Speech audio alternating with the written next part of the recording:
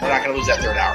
Ring of Honor does not have to be AEW Light. They don't necessarily have to coexist with each other. You kind of saw that tonight to a degree. Along with a panel of guests. He's no longer glorious. Don't you bring that up. You want me to rant about what my NXT used to... No, we are done here for the night. I swear, James. Because you never know who may show up for open mic night. I leave our company in the capable hands of an extraordinary group of superstars, employees, and executives. The first thing that came to my mind was, it's about damn time. Amen! I literally touched everybody in the state's trash. So it's horrible, you guys. Peyton's new thing is Dennis the Menace, but it's funny because she calls it Dentist the Medicine.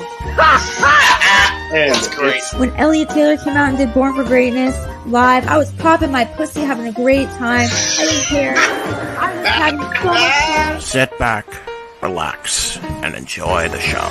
Fuck Bill Belichick.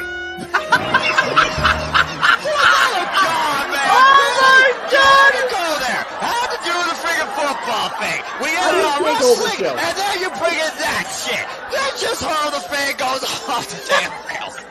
Brilliant, bloody brilliant.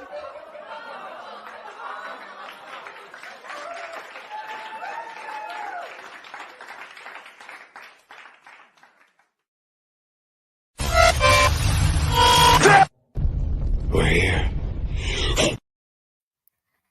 What is going on, everybody? Welcome to another brand new installment of not For the Love of Wrestling, Botch, already on one, of Open Mic Night. I, of course, am your host and moderator, the Renegade of Wrestling, JJ Williams. It has been a long day. It has been a tiring day. It has been a lazy day. So I apologize for that right out the get, especially since we've got almost 30 people watching right at the outset. Thank you very much for that. Let's go ahead and we'll start bringing in the elite panel, and I do use that term sparingly today. First and foremost, the Heeb man, James Hebert, is in the house. I hear again for a second week in a row, right? Yeah. Yay! Look at that. Let's see if we can make it 3 weeks. That's what we call a streak. Ooh, baby, a triple. In the world of hockey, as you know, that is a hat trick. Ah, yes. Hello. Let us see if we can get a hat trick of the Heeb man. Yes, exactly. Especially as we head into WrestleMania. We're roughly a month away from WrestleMania. Let's see if we can get the Heeb man here all the way through WrestleMania. Mm-hmm. That would be wonderful, wouldn't it? It would indeed. Next person we're going to bring in is the voice of the Jeff Meacham Network, Multiversa Media, the man who so eloquently called the play-by-play last night for TNA Sacrifice alongside you. The simple man with the spectacular voice, Noah Foster. How are we doing this evening, good sir? I'm tired, especially with spring and form, which already pisses me off, but I'm all right. Good to see y'all once again. Just putting together stuff tomorrow, and PC had to do an update, so hey, I made it. Always happy to be part of this fun night, even in a tired state. But like I said, I'm tired, so I'm expecting tonight to be simple. So let's see what happens. Good to see y'all. Hey, and Noah, if it makes you feel any better, don't feel too bad. I literally just woke up from a nap to do the show, so don't feel too bad. I'm right there with you. Dag, I'm springing forward. Gotta lose a damn hour of sleep for daylight. Mm-hmm. Stupid nonsense. It is what it is. I know. It doesn't mean I have to accept it. Trust me, I think it's dumb too. I've thought it was dumb for 47 years. I turned 48 in August, so you know. All right, the next man we're going to go ahead and bring in is the man whose name is on the marquee. He is the West Coast professor, the man, the myth, the legend, and we are 9 minutes in. Jeff motherfucking Meacham is in the house. You're muted, buddy. Because that's the day I'm having. Hi. Hi. Yes. It's not even raining, and I still have internet connection issues just because, I have a great day. I have a great couple of days, and then the internet texts, hey, you're going to go on the air in 2 minutes. Let's go ahead and fuck everything up. No, it's all good. Yesterday, I was having connection issues while trying to produce. Thankfully, a mid-episode reboot squared everything away for me. Oh, there you go. It was bad for a minute on my end. Yes. Thankfully, I wasn't on microphone enough to where it really was noticeable. But you would have thought I was having weather issues like Windsor, Ontario, Canada was last night. Yeah, it's funny. I was at a convention today. I'll talk about that when we get to the shills and shit later. But one of the people I saw, the only guy in the whole convention didn't have his little big banner behind him, like, "Who this is this person?" So his partner's literally taping up pictures of the character, and I'm like, "Wow, nice." It's bad. You know it's bad when the voice of the mouse is having to tape up shit because freaking FedEx can't keep their shit together. Oh my gosh! Yeah, it's one of those days around the world apparently. So there you go. It happens. All right, coming in next. What is that familiar sound that I hear? Teleporting into the command center via the Morphin grid. It is none other than our own Datilla. Hey, I really love that you added the communicator. That's of course. I thought Casey was in there. I almost hit you with this one instead. The Dragon Zord summoning. But I felt the communicator was just better. Nice. Yeah. Nice. Yeah, it was. Okay. Man, I'm tired today too, man. We're all tired.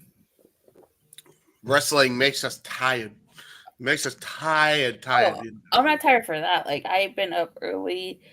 I went to the flea market. I had pizza from Costco. I'm just tired. I had a rude awakening myself, very Rick Rude-esque. And then I just kind of chillaxed all day. I stumbled in on YouTube. WWE was showing a playlist of the Bloodline at WrestleMania. So I started watching that. It was Bret Hart versus Yokozuna from the worst WrestleMania, WrestleMania 9. And then it just started hopping around. We had Roman versus Drew. We had Roman versus Edge and Bryan. We had Rock versus Hogan. We had WrestleMania 20, Scotty and Rikishi versus the Bashams versus the APA versus the World's Greatest Tag Team. I like all that kind of randomness. Then watched a little bit of Total Divas with my daughter. Which, I mean, fair enough. By the way, I mean, by default, I guess it's one in the top 10. To be fair. Wow. And then played a little bit of WWE 2K24 with the kids. Nice. Or 2-3, excuse me. We haven't got the new one yet. Botch. When everybody is tired, can we give a little of the botchiness? Yeah, honestly. Sure, why not? And yes, Daniel, also, no way you can get the Dragon Balls to unwish that, damn it. Code Lyoko, Yu-Gi-Oh! Right. Dude. Three things that defined my childhood. And I even went through GT and Dragon Ball, so it's like, the hell? Anyway, yeah. I'm the flying Nimbus. You talk about going to the thing like I went to Create-A-Con, which was like if you didn't know anything about anime, you didn't belong in the building I was in today. So I was like, dude, it's awesome as the time people are having. It was in the air, man. Oh my God. Man. I mean, because he's one of the he's one of the goats of animation. He's one of the greatest anime of all time. I didn't get into Dragon Ball until I was much older, but I did grow up on Yu-Gi-Oh! Code Lyoko. Yeah. There you go. And we're still cool then. We're still cool. God damn, no, you make it sound very sad. Oh no, we have a reroll, by the way, I think. Oh no. Yep, he's frozen. No, he's definitely frozen. He wasn't. He was trying to wait for everybody to stop talking and introduce Walter, but then he froze. There we go. Yeah, there we go. You're rerolling for me, bro. All right. Yeah, I saw that. Alrighty. It's Saturday and everything's off the rails already. We're not even fracking 15 Well, minutes do you want to reboot after you? So, okay. Oh. What?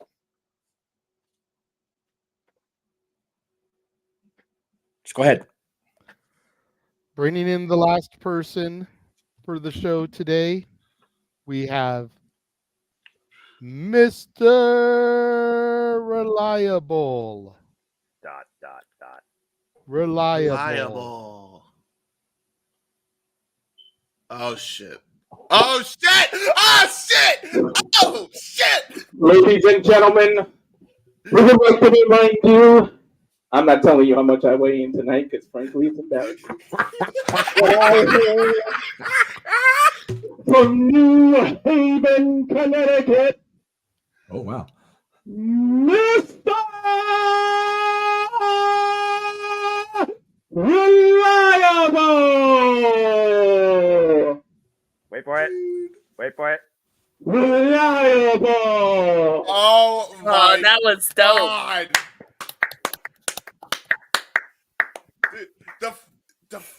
Oh my God, the fact Nobody is ever going to take that stick from him now going forward. No way.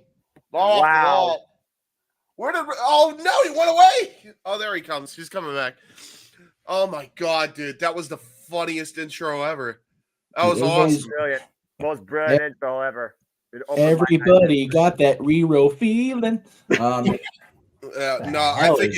I think it just had to go out. Was that microphone on, by the way, bro? Yeah. Yeah, because I could hear the freaking reverb on that thing, man. Jesus. That was nuts. Oh my God, Brilliant. that was Okay. All right. So we are gonna wait for JJ to.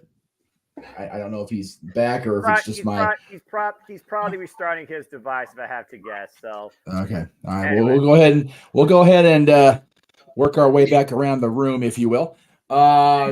It has been a interesting couple of days, to say the very least. And the topics that came up for today's show are very much of the last couple of days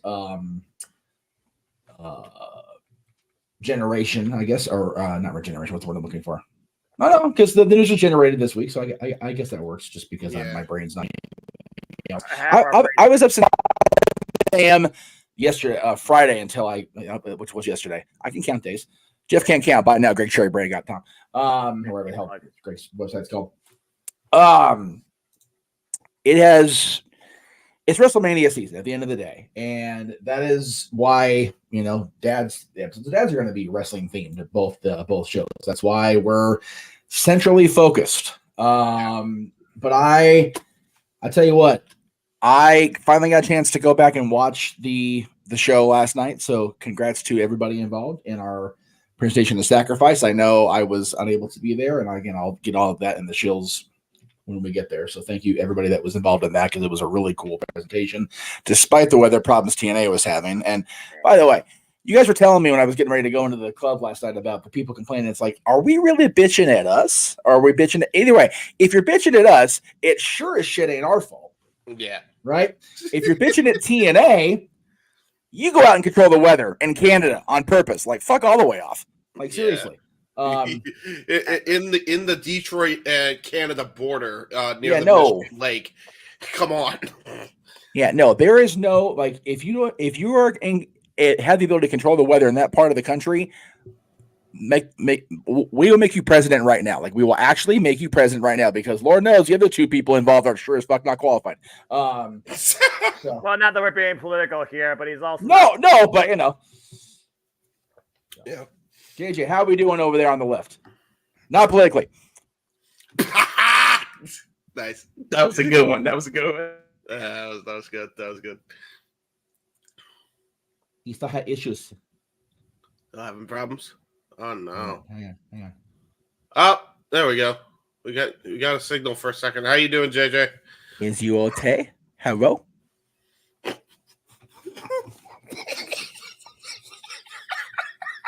I think him broken.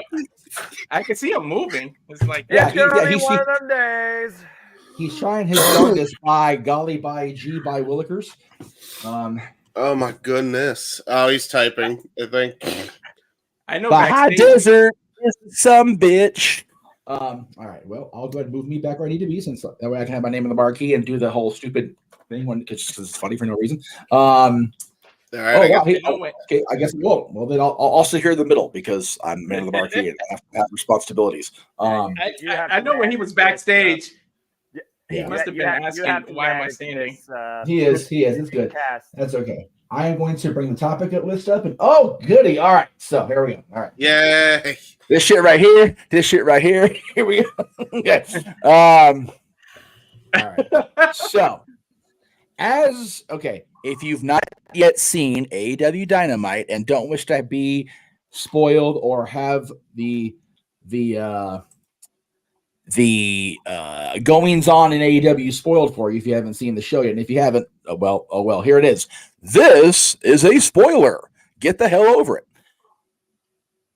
Kazuchika Okada has officially joined not only the roster of AEW, but he is officially part of the Elite. All right. Everybody take a breath for a second. I pointed out to JJ that I was wanting to wait until Collision was in the books as far as on screen. So it has gone down, and the person to my right on screen, my left, if I'm actually using actual physics, James brought this topic up. So we are going to allow him to speak his truth on this first. And let us know what he's thinking, because it's definitely this is how we're starting.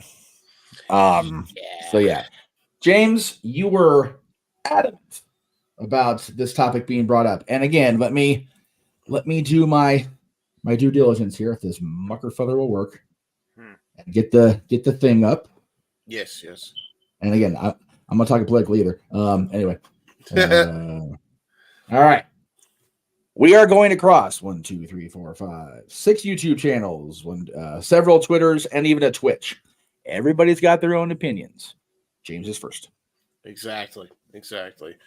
I will state and preface this by saying Okada in AEW is a very good thing. So if people think that I'm against Okada, I'm not. I really think him being in AEW is a very good thing, especially considering his schedule. Yes.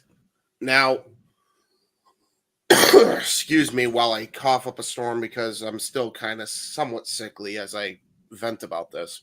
But for those who have heard the same song and dance of the same complaints before, please bear with me, because I think it's worth bringing up again, because I think it's really bad timing to do this.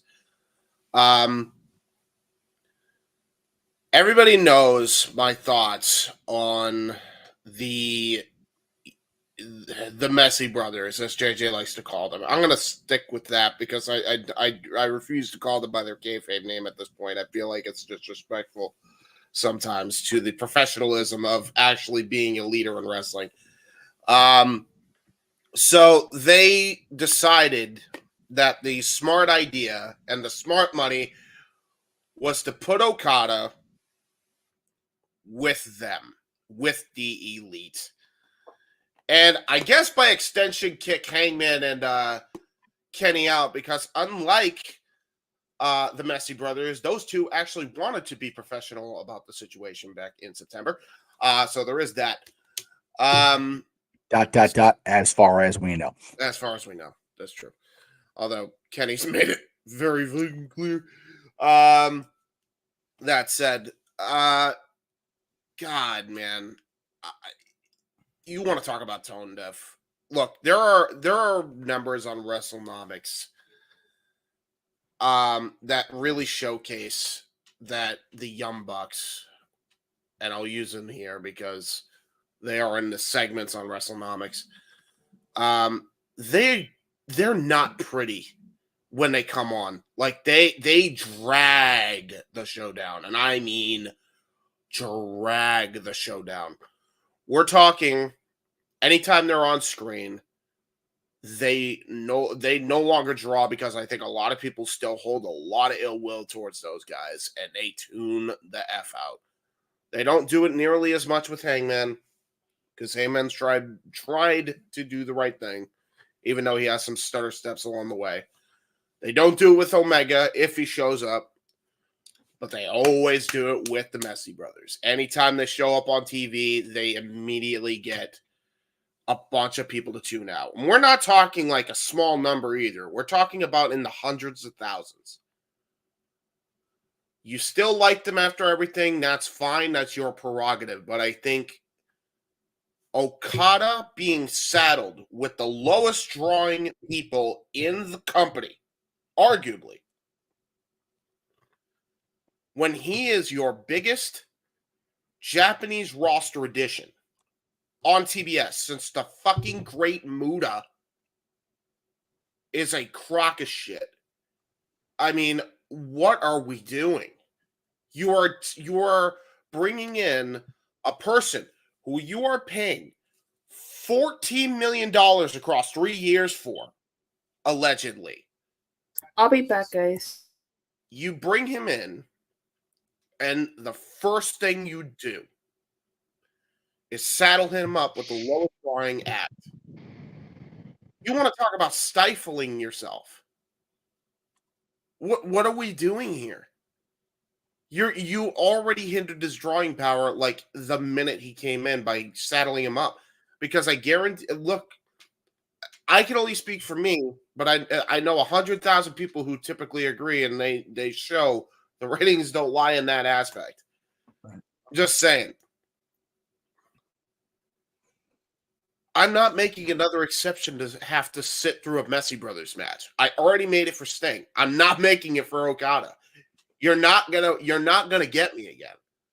Nice try. Like, I'm not. If Okada's even tagging with them, I'm not watching. If he's in singles action, different story. Different story entirely. I'll watch an Okada match, but I'm not watching if the Bucks are involved. Like, that's out of the question. And I think a lot of people are going to have that same sentiment. I think and I get that Okada probably wanted to be with them, and that probably was partly his choice. And that's great and all, but this is where being friends doesn't always mean good business. And I think Okada's done a massive mistake on his drawing power here, and he does not know it now, but he's going to find out as it goes on. Now, granted, eventually he'll get over it because he's Okada. But talk about saddling him with a freaking hump to come around already. Like, you're in the company. Why do you need to be in the faction with them when they are that detrimental right now to this company? Especially considering the drama that happened over the last 2 years. Why would you even put them with anybody at this point? It makes zero sense. So that's my thoughts on it. I know I'm not the only one. I probably would vent about it a lot more, but again, number one, I'm sick. Number two, I'm tired. I just woke up. And number three, I don't got the energy to freaking vent about it anyway, even if I wasn't 100%. Because God forbid we complain about these two Messy Brothers at goddamn nauseum at this point, including the man who runs the show, who probably brings it up on Love of Wrestling every damn week. And the man on the marquee is sick and tired of talking about it as well. And you already know Noah's thoughts when he has his fucking camera turned off. So, I mean, there you go. All we want to do is have no Bucks, and he's got a feeling he's not the only one. Yeah, there we go. There we go. So the karaoke going already. I'm in a good mood. Hell with it. All right. Before I throw to anybody, I know everyone want to weigh in and give their own perspective, if you will, but does anybody have a dissenting or a completely different opinion from James as far as Okada being part of the Elite? And if you're not on screen, you have to actually say something because I cannot see your face or see your hand. That is true. What do you mean by like different? Like do you think it's a good thing that Okada is going to be with the Bucks? Do you think it's a long-term good idea, or is it just going to be a extension of, yes, bad idea? Yeah. Oh, I see. It's fine if it is. It's fine if it is. I just want to make sure we're not going to be doing this, spinning this thing around 6 times and having the same track remaster 6 times. I'm okay with having multiple copies of now it's what I call Noah Volume whatever, but not about the fucking Bucks at the end of the day. Yes, accurate.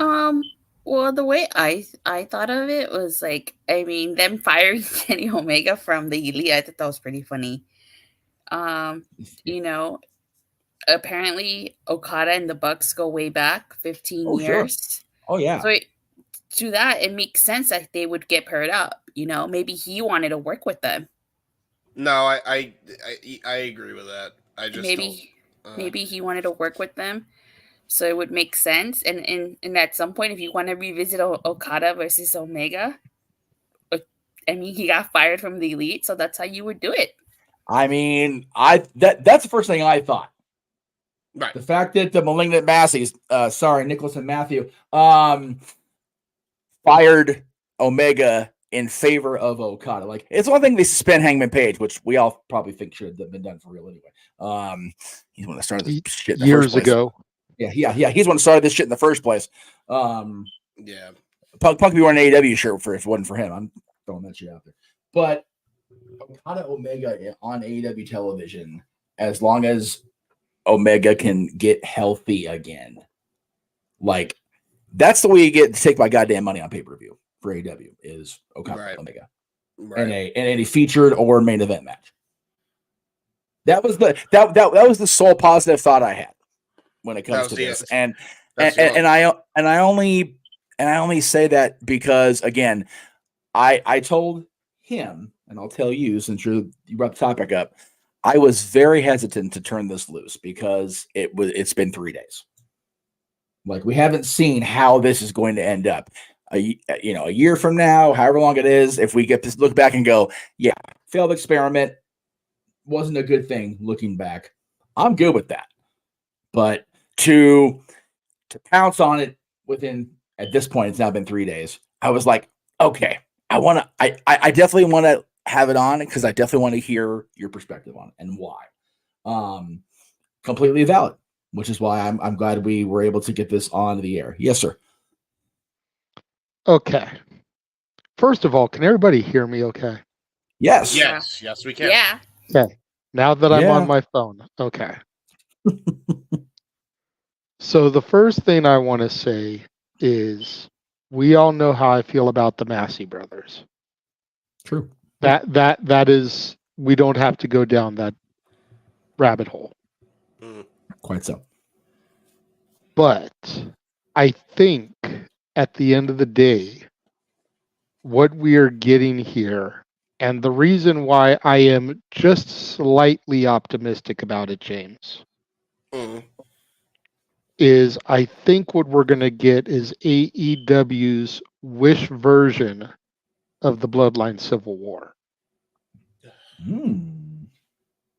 Who's the other half of the Golden Lovers with Omega, Noah?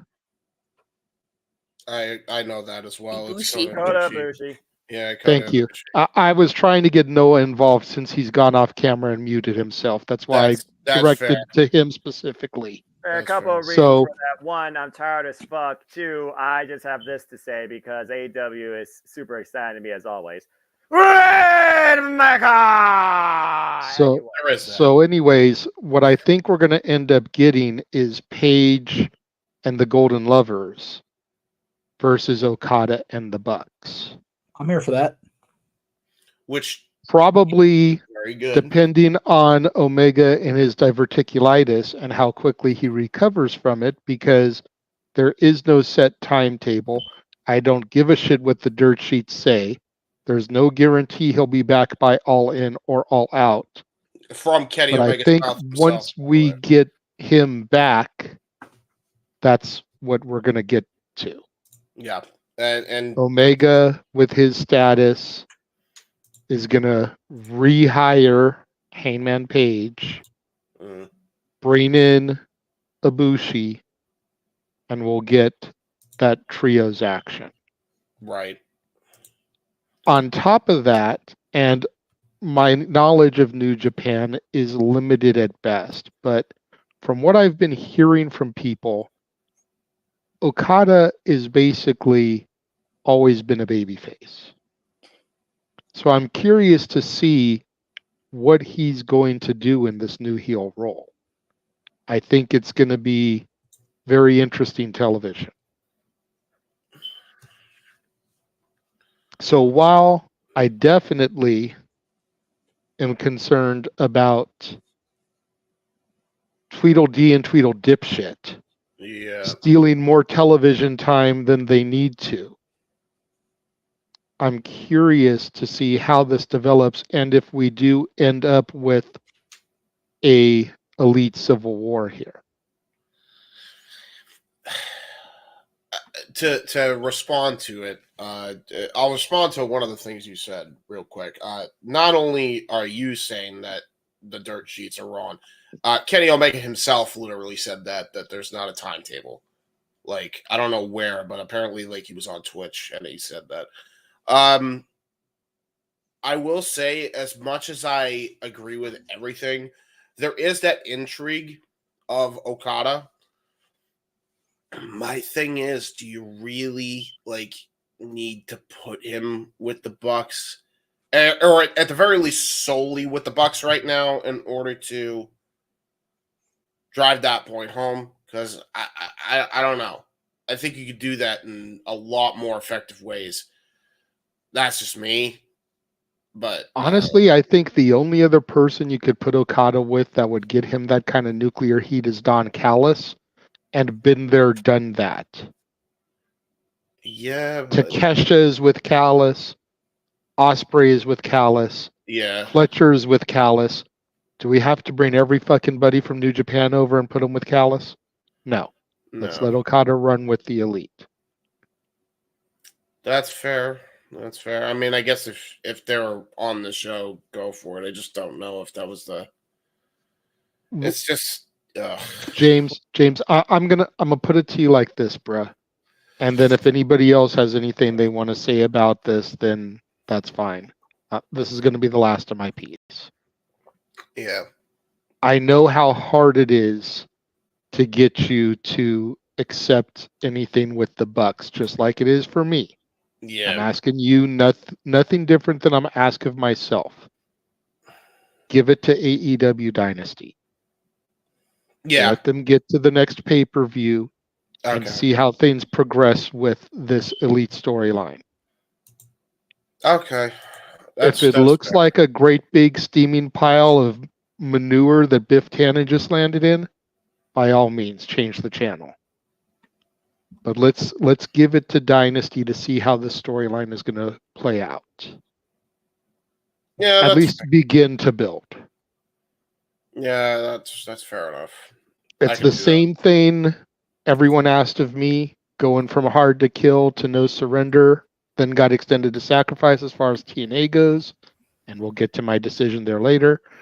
It's the same thing I asked of Datilla, going from New Year's Evil to Vengeance Day, and she gave me that. I'm asking you, let's give this to Dynasty and see how things progress. Can I still turn my back on the Young Bucks for the visual gag? After Dynasty, yes. Okay, damn it. Let's be real, because aside from Big Business and Battle of the Belts, I don't think there's going to be anything we're going to cover of theirs until Dynasty, and you don't do the TV shows anyway. That's fair. That's fair. So, after Dynasty, if the storyline is horseshit, absolutely. But if by Dynasty it's intriguing and exciting, then you have no reason to. That's fair. And plus, if we thought Dynasty, you won't piss off Joan Collins by not watching. So that is true. You gotta be careful pissing off the Dame Joan Collins, man. She fuck around with Joan Collins. Real quick. Hey, screw Joan Collins. There's only one dynasty in wrestling, okay? That's fucking funny. Joey Ryan, Scott Lost, Chris Bosch, Scorpio Sky, Jay Chun. God damn it, the PWG dynasty. I will say, and don't give me that reaction because I said Joey Ryan. God damn it. I wait. And if I want to. I don't care. If we can ask him to play nice until Dynasty, we can ask you to play nice for 5 minutes. I will say I am going to be on Big Midness because it's in Boston, and it doesn't make no sense for a guy from Boston not to be on the show for that. Well, good. We'll have a 3-man team for that then.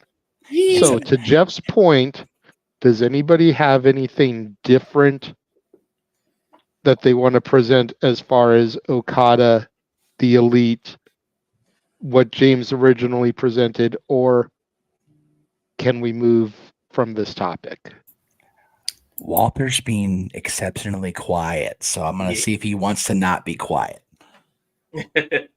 Yeah, I'm going to be indifferent. I'm kind of neutral right now. I'm going to do what most wrestling fans don't do, and I'm going to be patient with this because what does JJ's daughter always say? Let it cook. Let them take their time and see what it develops to. Because we're all going to jump the gun, and I hate it immediately. We don't need to immediately react like that. I'm piggybacking off the last thing that JJ just said, and let's give it time, and let's see what can develop up there. For all we know, this could be the best thing AEW has done in 3 years, or it could be the worst pile of shit that they do. So, but we got to give it time, give it a couple months, see what's up, and let it do its thing. And like I said, let it cook. Let's just be patient. And we know how I feel about the Bucks. I hate the Bucks. And it's the word that rhymes with the Bucks. Even though we're free to do it on open mic night, I won't do it here. But blank the Bucks. But we got that word is the greatest 4-letter word starting with F, not called free. True. Exactly. Versatile as fuck too. You can use it as a noun, verb, adjective. Like it is multi-applicable word. It's the greatest word in history in English language. I don't give a shit. It is. I'll try. I don't give a fuck. Yeah. But Jeff said it. We've said it with another topic. The word of the year this year is going to be patient. So let's just have patience. That's it. Let me get my little Axl Rose shimmy going. And all that is the fucking Davy Jones, and if you know, you know. That's it. That's it. Really quickly, I want to address Josh's comment about the only dynasty is the Hart Dynasty. The dynasty existed in PWG before the Hart Dynasty even had WWE contracts. True that. Do your homework, bro. Oh, well, I mean, if we want to go ahead and invoke the master himself. Yes, we got 3, 2, go do your homework, bro. Do it. Accurate. No, I mean Noah only. I think he already gave his thoughts, and he said the Rainmaker taunt. So I think we're all set. Yeah. Yes. I can't We are wait good for on that. Wednesday. In that case, we're done with topic 1, and we're doing a commercial at 45 or 42. I'm here for that shit. Can I say one last thing? When I saw Okada, first of all, I nearly choked on my food because I was eating dinner, but I could totally in my head hear Noah marking out for Okada. Hey, what the hell's that supposed to mean? What? What are you talking about? Because I know, don't you like Okada? Well, he loves Okada. That's what I'm saying. I could his reaction and stuff. I could just totally picture his reaction. Yeah, like on the Open Mic Night highlight reel, which you can watch on all of our channels right now. I repeat, right now, where Noah does the Rainmaker taunt with money raining down. It's great. That's right. What is it? All right. So what happened to it? What? We're trying to Rainmaker time. What happened? We got rid of it because that was old. Oh, okay. That Rainmaker taunt is so good. I was gonna run the thing because it was funny. No, it was the whole 40-second whatever clip where I was talking about everything leading up to it, and Noah doing the. We got rid of it because it was old. That's fair. I live in the present. See, People even gotta be Josh optimistic does the for same thing. future. Let's see what happens. AEW is starting to restore a whole new feeling, new set, new environment, new incomings, new stories. That's I'm true. all That's true. in, pun fucking intended with everything, not just AEW, but the wrestling industry is doing. Never a greater time to be a fan and be optimistic towards what's ahead. And I am super pumped for AEW. Big business is Dynamite 2.0. What? I thought of that No, too. Dynamite 2.0. Oh no! At least it's not blinding. And the colors actually, hey, you know what happens when you have primary colors? Never mind. This is in art class 101. That logo is sick. I'll give them that. That logo is damn sweet. fucking right it is. That I love you, Noah, but you got to admit that it's kind of reminiscent of the whole NXT 2.0 era. Not really, because it's not blinding splattered paint on a white canvas. I was about to say that, and in fairness, JJ, AEW did the colored thing first before anybody else. So yeah, accurate. I wasn't watching it then, so you know. But now, but I believe you. Here to educate you. There you go. In any event, that is neither a topic nor anything. So let's move to a commercial, Jeff, and let us show everybody all the upcoming open mic night specials that'll be coming up, kicking off with wrestling karaoke here at the end of the month. Damn it. They're not in here, so stall for a second. I don't know why they're not in here. It is in there if you're on the open mic night side of things. I am on the open mic side of things. Brand new OMN specials. It's in there. I uploaded it. I'm sorry. Clearly, we have not had a production meeting prior to this. We are on all cylinders tonight prior to daylight saving springing over. Why don't James give us a weather report again about how things are in Canada? You know what? No. I found it. I found it. Knock it off a lot of you. Damn it all to hell.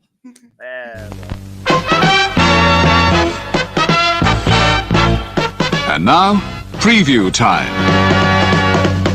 So let's take a look at what's coming your way.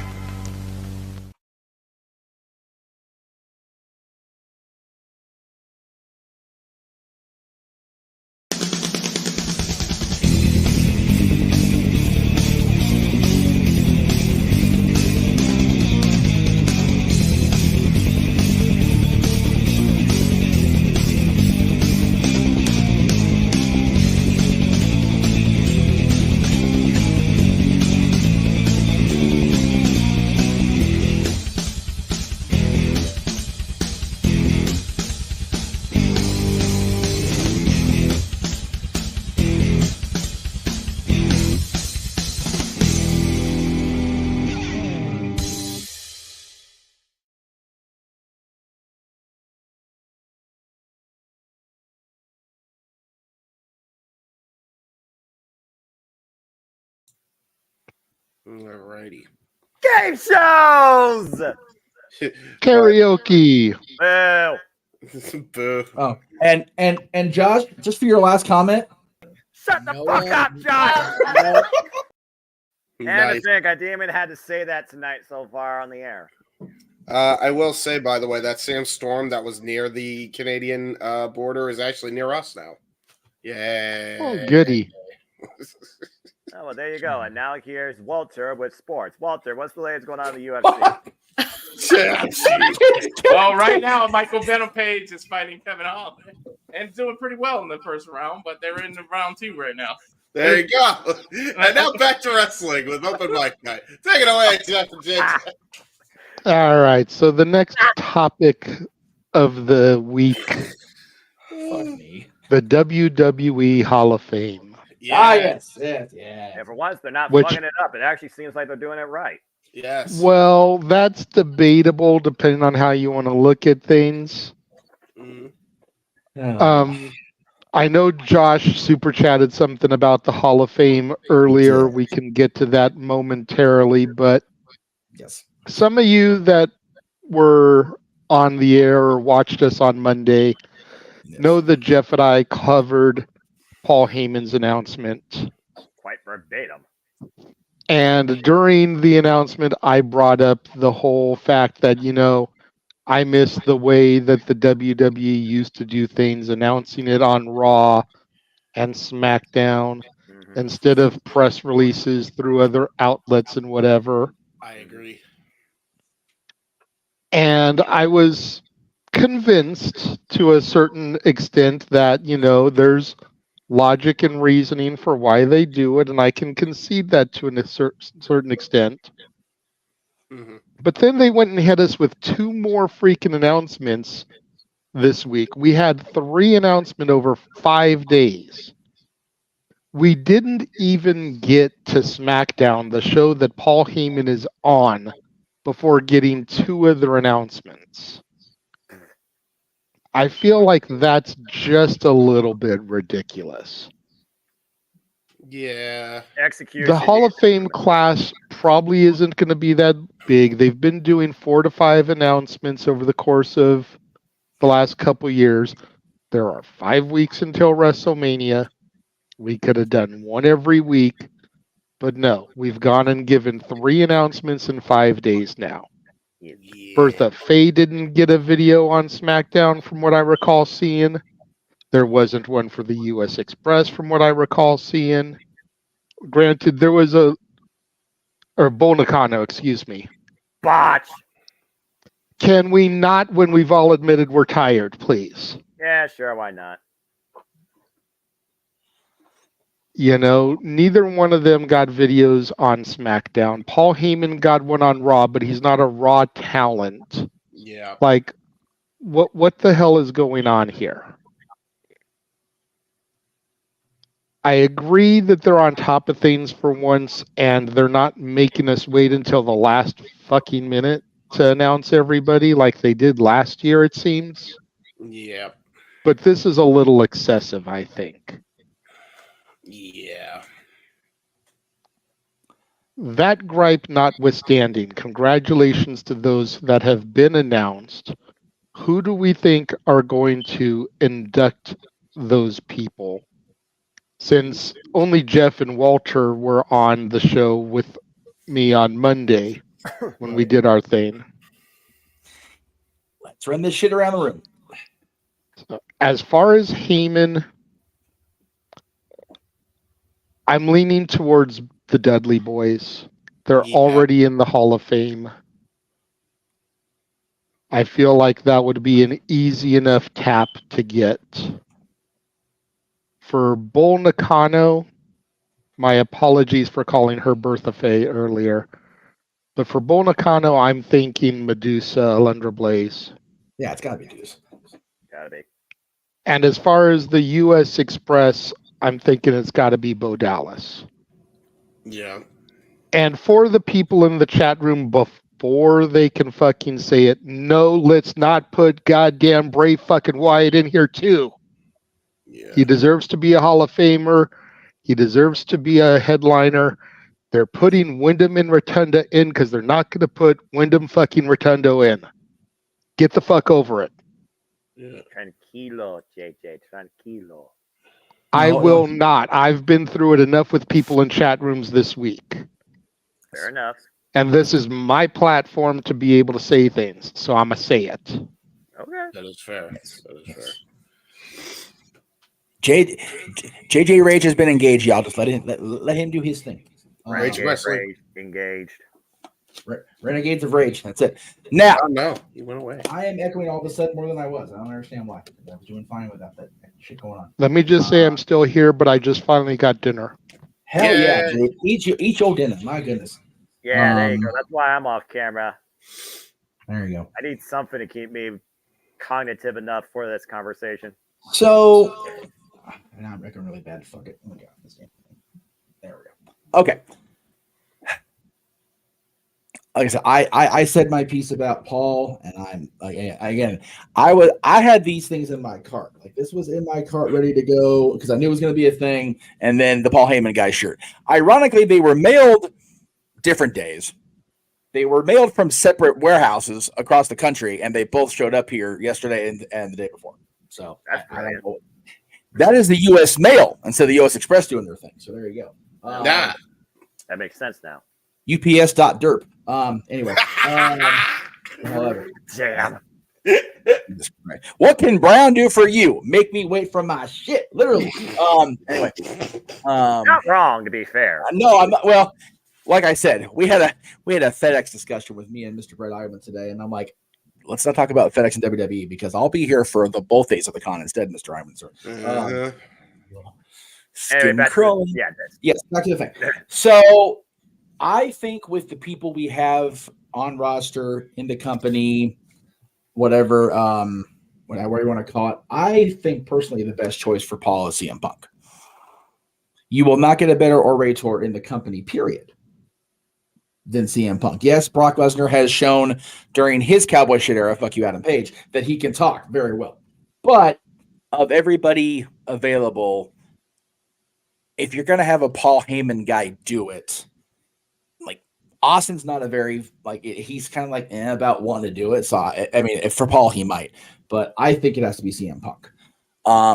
For Bull, again, I don't know how you don't pick Medusa, because Medusa, as we know, is more than capable of setting an arena on fire with her use of the microphone. With the U.S. Express, and let me piggyback on JJ's thing. I didn't even think about the actual naming. I just thought, here's how you get Bray mentioned, because his father and his uncle are being inducted together. They will talk about Bray, but it's like, oh wait, Wyndham Rotunda. There you go.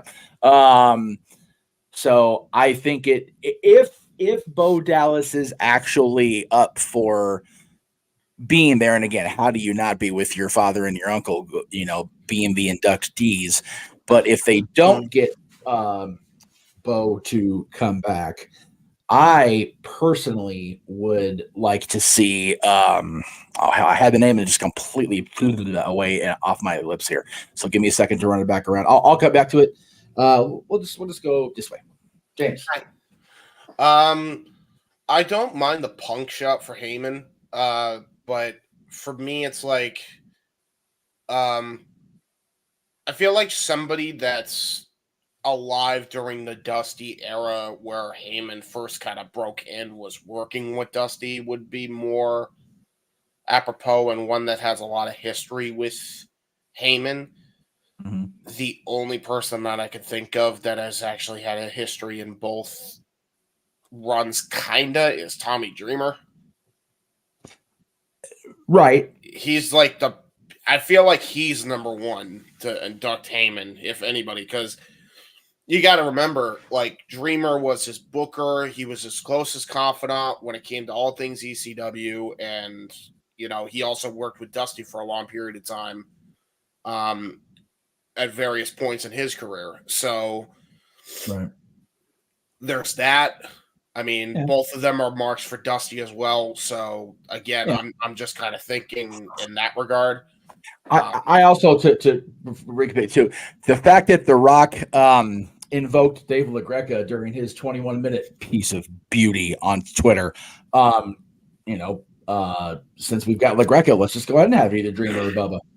Yeah, why not? Honestly, if The Rock is involved in this Hall of Fame like they're saying he is, shit, there you go. There's a way to get more of the busted open kids in there. Imagine they get the Dudleys, Dreamer, and Sandman. Oh man, Jesus, that's a lot of podcast hosts on that one stage.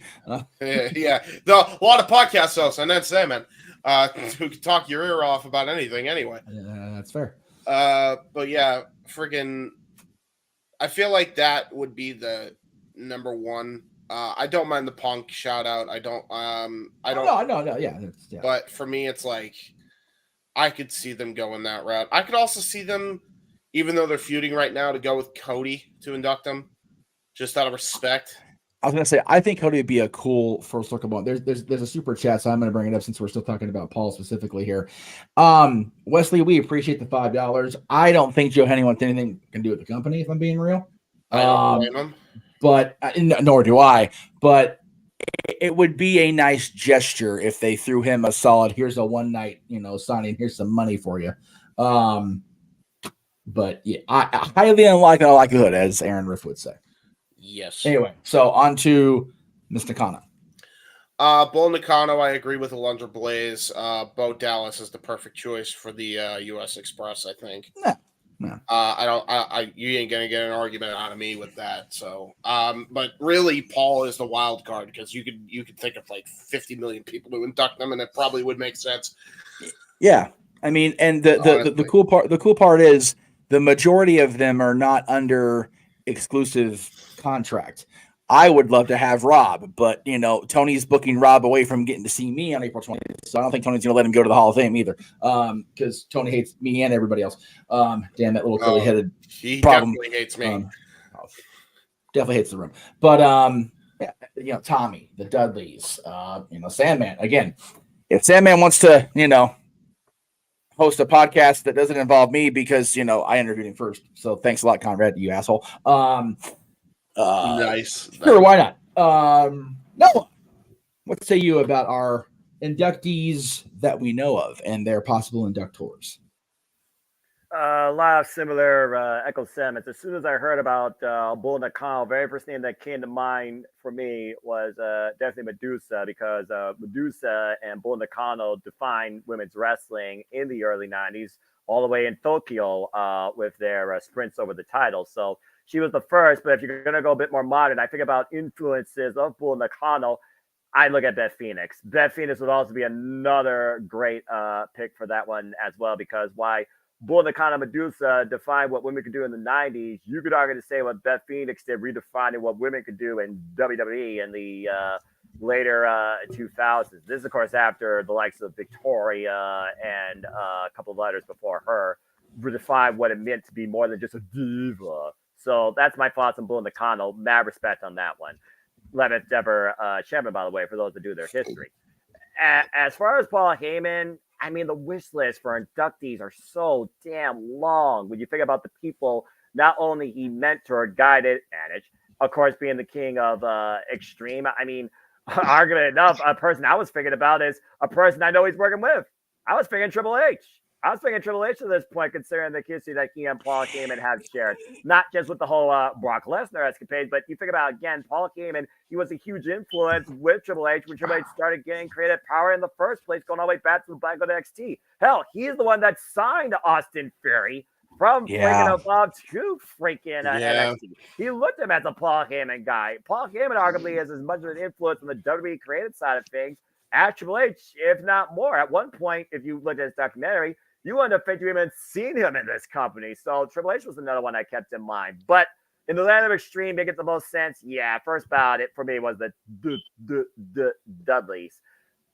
As far as the Express, look, first off, I echo JJ Summits completely. Now, I don't want to think that due to the passing of course, Bray Wyatt, we now have these two going in, but I'm just calling it spades here when you think about last name recognition. But as far as who inducts them, if it's not Bo Dallas, I know this is before IRS, man, so Ted DiBiase is kind of out of the question. I'm not sure. No, not necessarily. Because Teddy worked with both of them over the years, too. Yeah, that's true. Then maybe I would actually go with the $1 Million Man more in this case, as far as the Express goes. But that's just my thoughts. And as far as the Hall of Fame presentation, look, I'll give them this. At least the class seems to make more sense. Now, the execution of the announcements could do a whole lot more damn work. Sure. And we all know they're probably rushing this because, one, they're going to do this after SmackDown. People are going to be tired of shit sitting through that 2.5-hour escapade. And 3, there's a whole lot of other madness going on that entire week and that night. So I kind of also understand where they're coming over there, too. But that's just my thoughts so far on the Hall of Fame execution as far as who introduced who, etc. So, yeah, I guess the only other name I could think of at this point for Paul Heyman, because if Paul Heyman's not the headliner, this place is fucked up, period. The only other one I could think of to do Paul Heyman just probably has a hilarious rub, Stephanie McMahon. Yeah. Josh brought Stephanie up during our thing on Monday. JJ, before you jump, I don't know if you were going to jump in there because I saw you getting ready to talk. You bringing up Triple H really reminded me what I wanted to say Monday. When we've seen the other promoters or the other really big names get inducted, you always think of, well, Vince should be the one to do this. Like Vince should have inducted Eric Bischoff had they had people doing the inducting as inductors during that ceremony. If they ever get Jim Crockett in, it should be somebody. But with Vince clearly unavailable for the long-term future, Triple H should definitely be the guy to induct a Paul Heyman, a Jim Crockett, fill in promoter we absorbed here. Like, I love that idea. That is bloody brilliant. Thank you. Well, does anybody have anything to I make sure I don't let anybody pass before we go to Walter? Yes, sir. I just wanted to say, now that I'm hearing that, it really would make more sense for maybe Mike Rotunda or is Mike Rotunda a part of the U.S. Express? Yes. Okay, yes. never mind. Yeah. Yeah. No, so Bo The Dallas. U.S. Express is Barry Windham and Mike Rotunda. Yeah. Correct. There you go. All right. So yeah, no doubt in my mind that they should absolutely be inducted by Bo Dallas. It makes a lot of sense in my opinion. Yeah, I mean, Hence Bo my Dallas. comment that they're inducting Wyndham and Rotunda so that they don't put Wyndham Rotunda in this year. Exactly. Yeah. If anything, I think you need to wait a couple more years anyway for that. Exactly. It just doesn't make more I sense. just want to make sure the chat understands. It's not that I don't think that Bray had a Hall of Fame worthy career, but do y'all really want me and Jeff to sit here for the next hour and a half and run through the laundry list of people that deserve a Hall of Fame induction before him? I don't think y'all do. Mm-hmm. This is the light topic of the day. Yeah. It's about to go down here momentarily. And again, I sarcastically said this in chat rooms earlier this week, but if we're just inducting people as soon as they die just because they die, let's put Ole Anderson and Virgil in this year too. Yeah. Yes. Virgil is like Coco Beware status as far as deserving the WWE Hall of Fame. But if we're putting people in just because he died, then let's throw Virgil in there too. Yep. At least Virgil won a championship and a championship sanctioned match on television. In the fair. WWF. $1 million champion, And he was baby. a part of the most influential faction in WCW history. The West Texas Rednecks. That's right. Nice. Along with Barry Windham. There you go. Have Virgil induct Windham and Rotundo. Now look at what you've done, JJ, man. To go full circle now where people might think, hey, maybe if Virgil was alive, he should have did the introduction. Dude, Mike Jones, if he was alive, he should induct freaking Wyndham and Rotunda. He was part of the NWO with Rotunda. He was the best part of West Texas Rednecks with Kurt and Ben the Wyndhams. God damn it. All right. Hang on. Stupid. He's looking for the No, thing.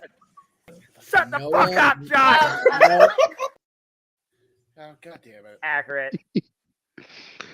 So I can't see the comments, so you're going to have to tell me what Josh said to warrant that. That also should get a do your homework, bro, from Russo. The West Texas Rednecks, for those of you uneducated at home, were a team of Kurt Hennig, Barry and Kendall Windham, and Bobby Duncombe Jr. May Kurt and Bobby both rest in peace. And Barry's career after that, to be fair. That's fair. Now, the problem with West Texas Rednecks was they were supposed to be heels against Master P and his No Limit Soldiers. But they booked a country they booked a country singing centric group to be heels in WCW, which is based in the South. Can we see where we fucked up here in 1999? Yeah. Nope. Rap is crap, by the way. Josh, if you ever heard the song Wrestling Rap is Crap, that's them. And if you don't know what Rap is Crap is, go sit in time. Go put yourself on time for 5 minutes. I'm not even going to fuck with you the rest of the night right now. Walter. I like we paid enough. We've already beaten up the young boy enough due to the education system being what it is. Let's focus now on the panel in the present. But now I don't want to because now he's just something that's going to piss JJ off. Uh-oh. Thank you for the history, Mr. Meacham. I enjoyed being a student of Meach University, first period of Chase University. No. Stop doing this. I've never heard of that song in my entire life. Oh, you're missing out. But I like rap, though. It's okay. Yeah, some rap is whack, though. I'm not going to lie. When people are trying to make a new word, look, we're not talking about pop culture here in music. We're talking about WWE Hall of Fame. Get back on topic. Who is asleep? I don't think anybody's Somebody is asleep. snoring. I think that's just Walter's Walter! breathing. I'm not asleep. It wasn't until she was muted. Yeah. All right, Walter. Oh, that's probably my wife in the background. Oh, well. She's loud. She's not Damn. even that close to me. Who am I to wake up a woman? Jesus almighty. I was muted. Walter, I would switch to your headset mic. That might solve the issue. Yeah, I figure if about the same. But before you do that, let's weigh in on the possible inductees or inductors for these inductees. Yeah, yeah, I just woke her up. So I'm pretty much gonna echo the same sentiment as everybody else. For Bull, Okay. of course, Medusa, or Alundra Blaze. She was in there, but because it's like who else? That's pretty much the only feud I actually remember Bull for. Now I That's all was she had watching in WWF, wrestling yeah. back then. Yeah, but pretty much in WWF, that's all she had. And then for US Express, I mean, I guess you got to go with the family, like just somebody from their family. It doesn't have to be a wrestler. Like I like what Noah said about Ted DiBiase, but I think that's more if Mike was going in as the IRS the character, then it would make more sense for Ted DiBiase to like be the one to induct them. Now Absolutely. he does have interaction with both of them, but like if he's gonna be like a 2-time Hall of Famer and one is the IRS character, then I think Ted should be involved in that. But the US Express, yeah, I think it should be family. And then for Paul, you got so many choices, but yeah, CM Punk seems to be what makes the most sense. And then he's going to be there anyways for something that's going on Thursday, I believe, some kind of signing or something. So he's going to be in the area of Philly. So you might as well use him. We already, after the press conference, wanted him to do commentary or something like that. So he could be involved in WrestleMania, even though he's hurt, by doing that. So, like, I agree with everything else. So make that 2 hours actually matter. Exactly. And then he could just go over, because I think he could sell Paul Heyman's career. And if, Lesnar wasn't involved in that whole text thing, it would have made logical sense for it to be him. But we know it's not going to be possible because he's getting the eraser put on his name right now. So, I mean, that's it for that. But yeah, I pretty much agree with everything you guys were saying. And even in terms of how they deliver, I do miss them announcing on TV. I do get the age we're in, or the 2024, and everything's all digital media, and you're reaching people that don't normally watch wrestling by putting it out there and on social media and things. But I do miss when they shot to the screen and that music that dun dun dun dun came on, and they just made an announcement and everybody stood up and you deserve it, and they clapped. So it just brought some legitimacy to a Hall of Fame that doesn't actually exist. So like the Hall of Fame doesn't there, and that kind of made it seem a little more legit.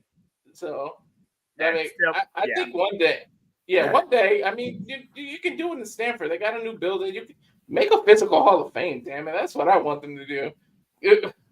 I actually heard someone say that the old WWE towers should be turned into the Physical Hall of Fame. I like that a lot. Yeah, that's great. That's enough space where if they like just basically gut the entire building and like get rid of like the floor levels, like absolutely, absolutely. Yeah, but that's all I got to say about that. I haven't felt moved by a Hall of Fame induction since good old JR Jim Ross's video, and then afterwards Jerry endorsing him. He stand up and the audience give a standing ovation. I haven't felt like that for a Hall of Fame presentation, setup, induction, etc. in a long time. Yeah, I saw Lawler mentioned in the chat room. I don't know if Lawler's stroke recovery would be indicative of him going on stage. So that's the only reason I didn't highlight that. And as far as Austin for Heyman, I did bring that up earlier. Steve's not exactly hey, okay, let's go into a Hall of Fame speech. That's just not Steve Austin. Datilla, what say you, my friend? Oh, wow. Pretty much echoing some of what's already been said for Paul Heyman. Definitely Tommy Dreamer or Rob Van Dam. I'd say those two. Oh, yeah. So for Alundra Blaze, for Bull Nakano, Alundra Blaze, And then for the U.S. Express, pretty much Bo Dallas. So. All right, cool, quick and dirty. I like it. I believe that Bo Dallas is the best choice for that one. And just to really quickly touch on the Brock Lesnar thing, since Walter brought him up, I think somebody else brought him up too. Yeah. If the rumors that I'm hearing are true, he's been added back to the WWE roster pages. Yes. Uh-oh. So that's a big step in undoing the cancellation that was in progress. Right. Well, Which means that if he's being added back to the roster pages, he might be being considered as somebody that could induct Paul Heyman. I will say if that's the case, he'll be in WWE 2K14 24, excuse me, as DLC at least. Yeah, that's fair. Rumor has it done. I'm tired. Like I said. And my other question as far as Paul Heyman goes, and this is something that's been racking in my head lately, trying to get away from the ECW obvious people. Yeah. When did he take over OVW? Oh. Okay, so he was put in charge of the book of OVW, if you will, after his run as SmackDown general manager, which would have been the spring of 2004. So he wouldn't have been down there during the Orton, Batista, Cena days. No. That was what I was trying to get to I got you. as a blanket comment, because what about Cena doing it? If he had been there and part of that class, Yeah. I think Cena's a great choice anyway. Yeah. I mean, Cena has a lot of respect and love for Paul. We've talked about that. Colin has a great take that nobody fucking said. What about Roman Reigns? Yeah, that's true. Yeah. Having a sitting, reigning, defending, undisputed WWE Universal Heavyweight Champion in the world induct his wise man. Acknowledge the tribal chief the day before WrestleMania.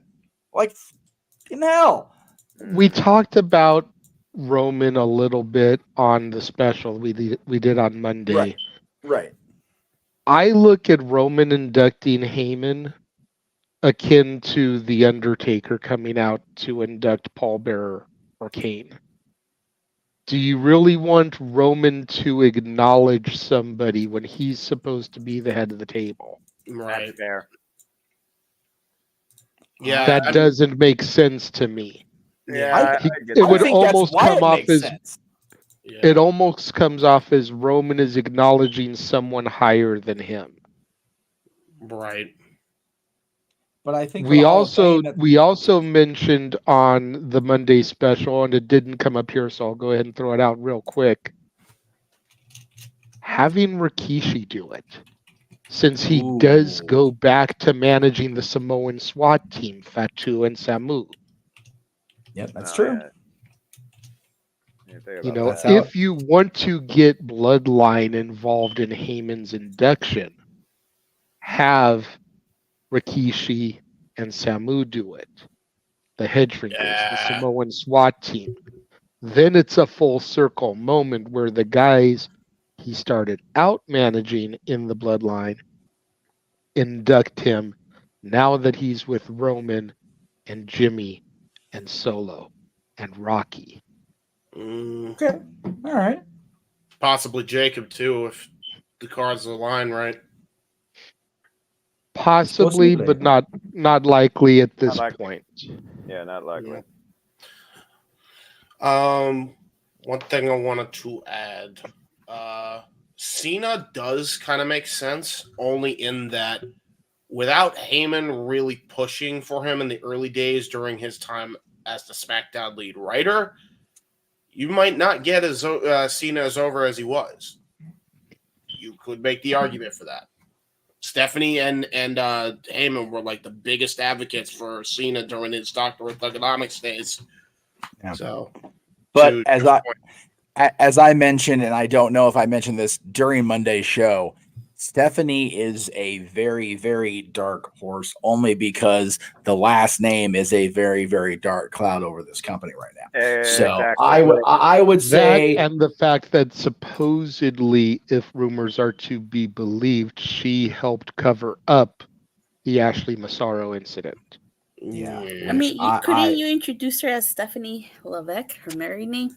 Everybody They knows who she still is. would That's the know only who thing. she Yeah. is. That's an unfortunate, like that's an unfortunate insulting of our intelligence. Wrong night for it. 100% wrong. It's not like 1998 when a young, fresh-faced Stephanie was being, kidnapped by the Undertaker and shit. Yeah. It's not that era where we could get away with saying, "Oh, this is Stephanie Levesque." No, everybody knows who she is at this point. Yeah, no, true point. There but Brock is Lesnar's also- back. No, I don't mean to cut you off, Attila, but there is also, to add to JJ's point, there is also the contradictory rumors as well, where she was actually trying to get her father out during the time as well, because she knew how screwed up it was to even have him back. And whether she knew it back in 2007 or not, it's such a mucky situation. It's neither here nor there tonight anyway. So yeah, let's screw that noise. Yeah, definitely don't want that to be going on. So, is No. there anything else on anybody else before we throw to our other brand spanking new? I was just gonna say Brock Lesnar is back on the roster on the. Yes, we did. Yeah, we all saw that. Yeah, we saw your message. We just again we talked about it earlier, and again, just be again that could be a red herring. Like it really could. So Exactly. Yep. I say That's why until I'm not putting too much into it. But we, for the occasion at this point, digress. Josh brought up a thing, and I will definitely, with this being no longer an ECW-centric Hall of Fame like we talked about on Monday, how are we all feeling? I had said on Monday that I was okay with it if they put the right people in. Bull Nakano has been long overdue. Yes. I feel that as awesome as IRS was as a gimmick, I don't think Mike Rotunda goes in any other way this soon. And again, as JJ pointed out, literally verbatim, this is how you get Wyndham Rotunda acknowledged. It just makes sense. That way the Hall of Fame haters, you go to Deck Bray. No, we don't. We're not getting his father and his uncle. We're going to say his name and his memory shall appear. Okay, so there you go. That's how you do it. Well, don't nobody do it either.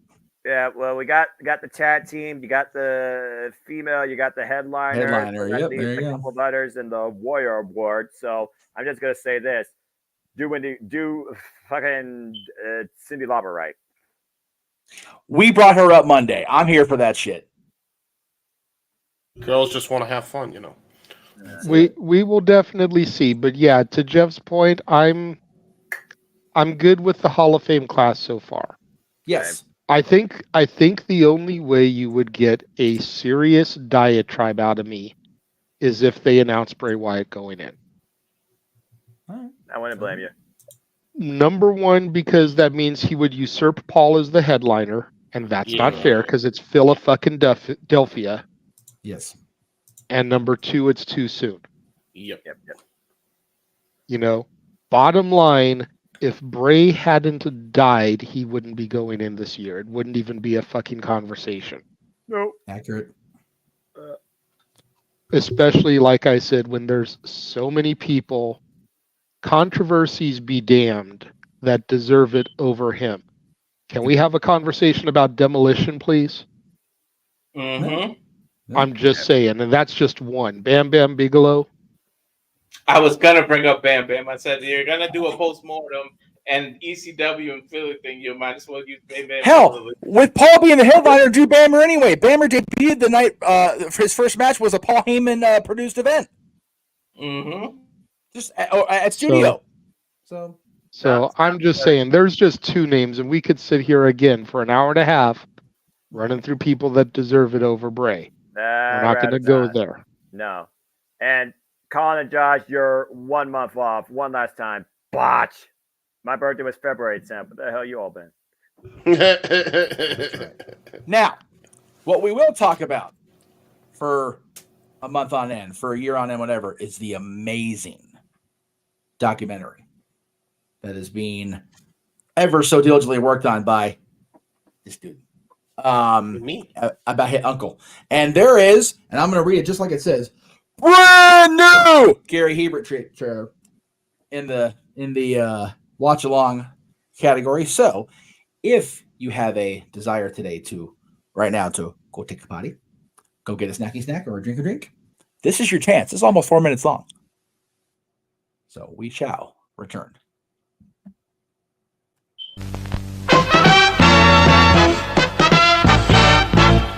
And now, preview time.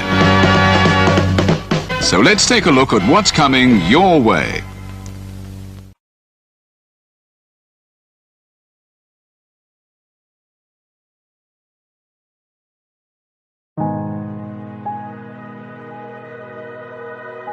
Gary Hebert, the man, the myth, the legend. I was amazed, and I was looking to become a better skater myself, and I wanted to be like Gary. When you look at a guy like this, he's one of the most talented people in his profession. He's been given gifts by God. It can get frustrating at times when you're trying things that, that maybe don't come as quickly to you as other things. And, you never really felt that sense of frustration with Gary. It was always about improvement and positive reinforcement. Was it really the end? Was that head injury really the end? God has called Gary to continue to be a blessing to others and to be a passionate example. My name is Gary Hebert, and this is the World Academy of Hockey, otherwise known as the Inside Edge.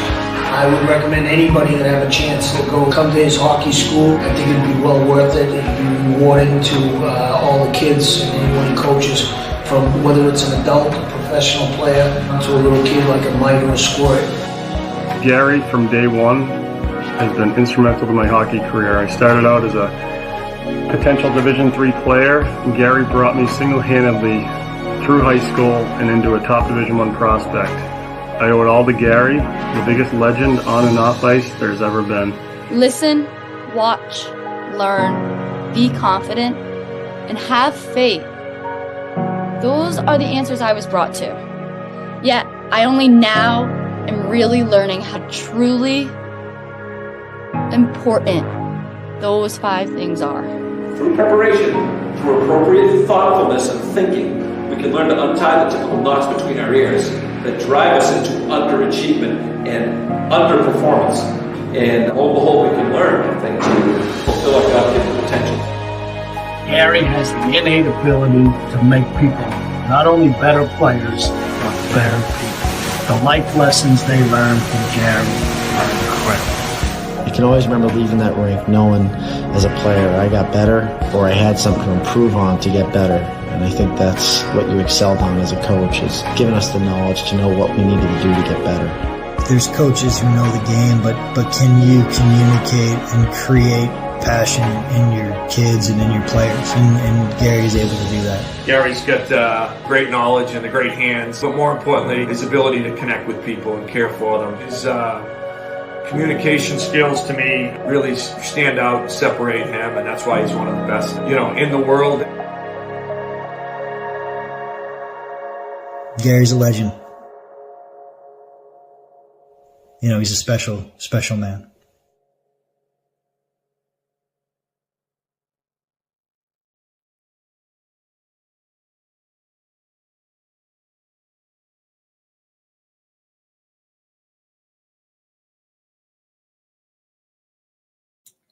This entire time I realize I have not done QR codes. I should probably make a freaking QR code for that trailer at this point.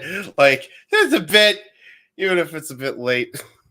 All I'll say is, with each and every time I watch this trailer, yeah, 2 things happen.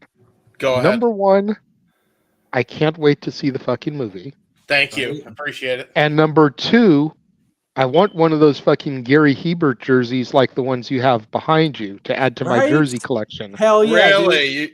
You know what? And Jeff being 2 fucking huge hockey fans, Yeah. And Jeff going to Kings games as frequently as he does, Yeah. I could totally see him rocking one of those jerseys at a Kings game. I totally would. Just to see what kind of conversation it strikes up amongst people. Honestly, you know what? Do you want? We got a green, we got a blue, we got a red one. I could talk to Gary to see which ones you guys really want.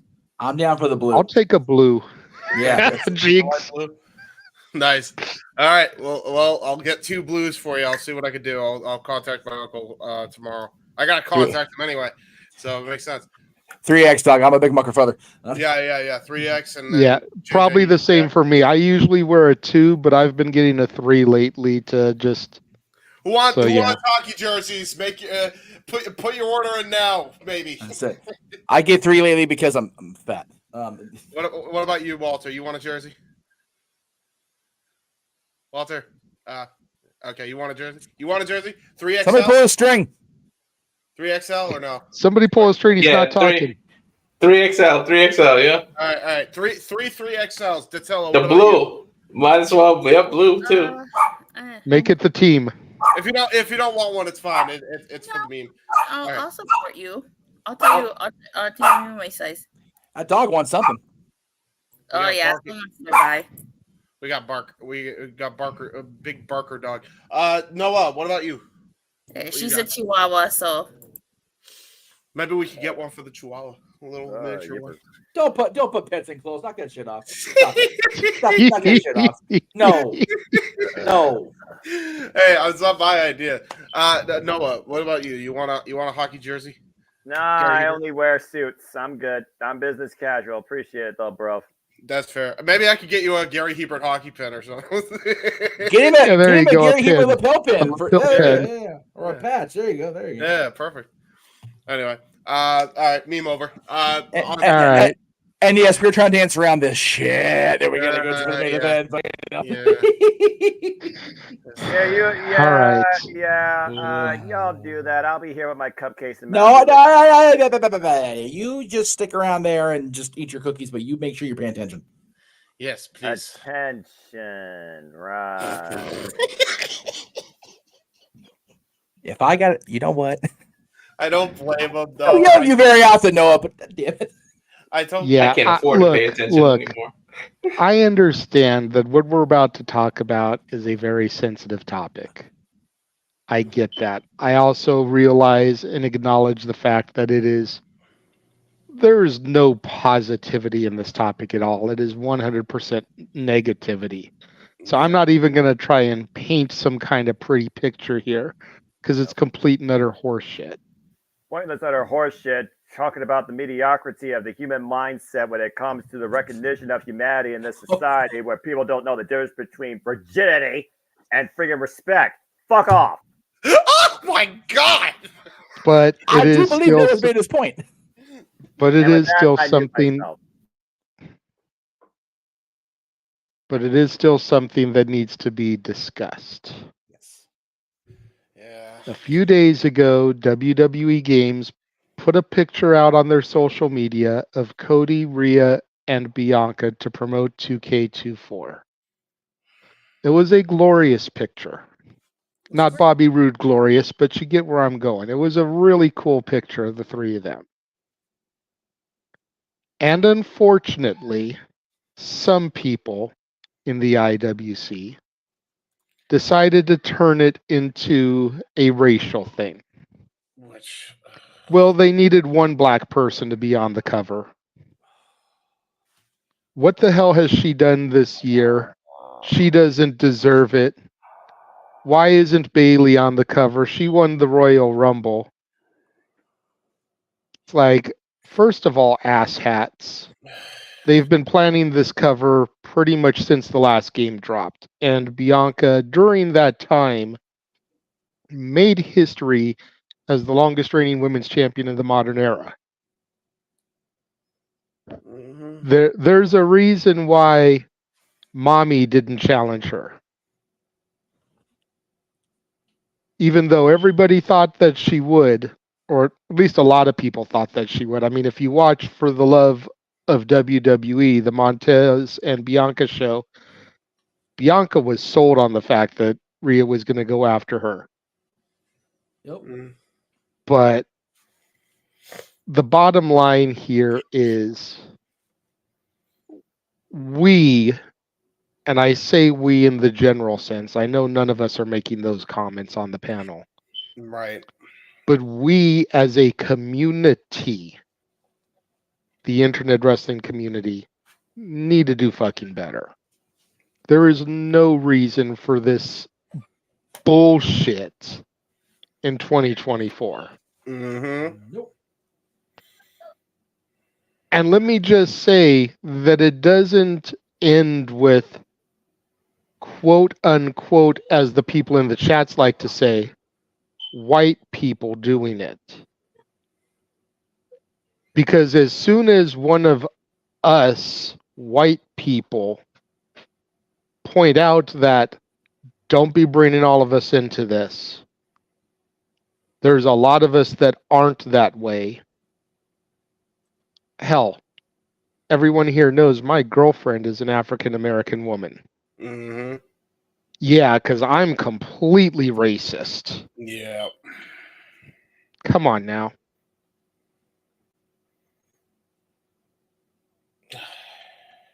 Just because there's one or two bad apples, don't lump the entire Caucasian race into it. That's it. That is just as racist as the comments that those bad apples are making. Yep.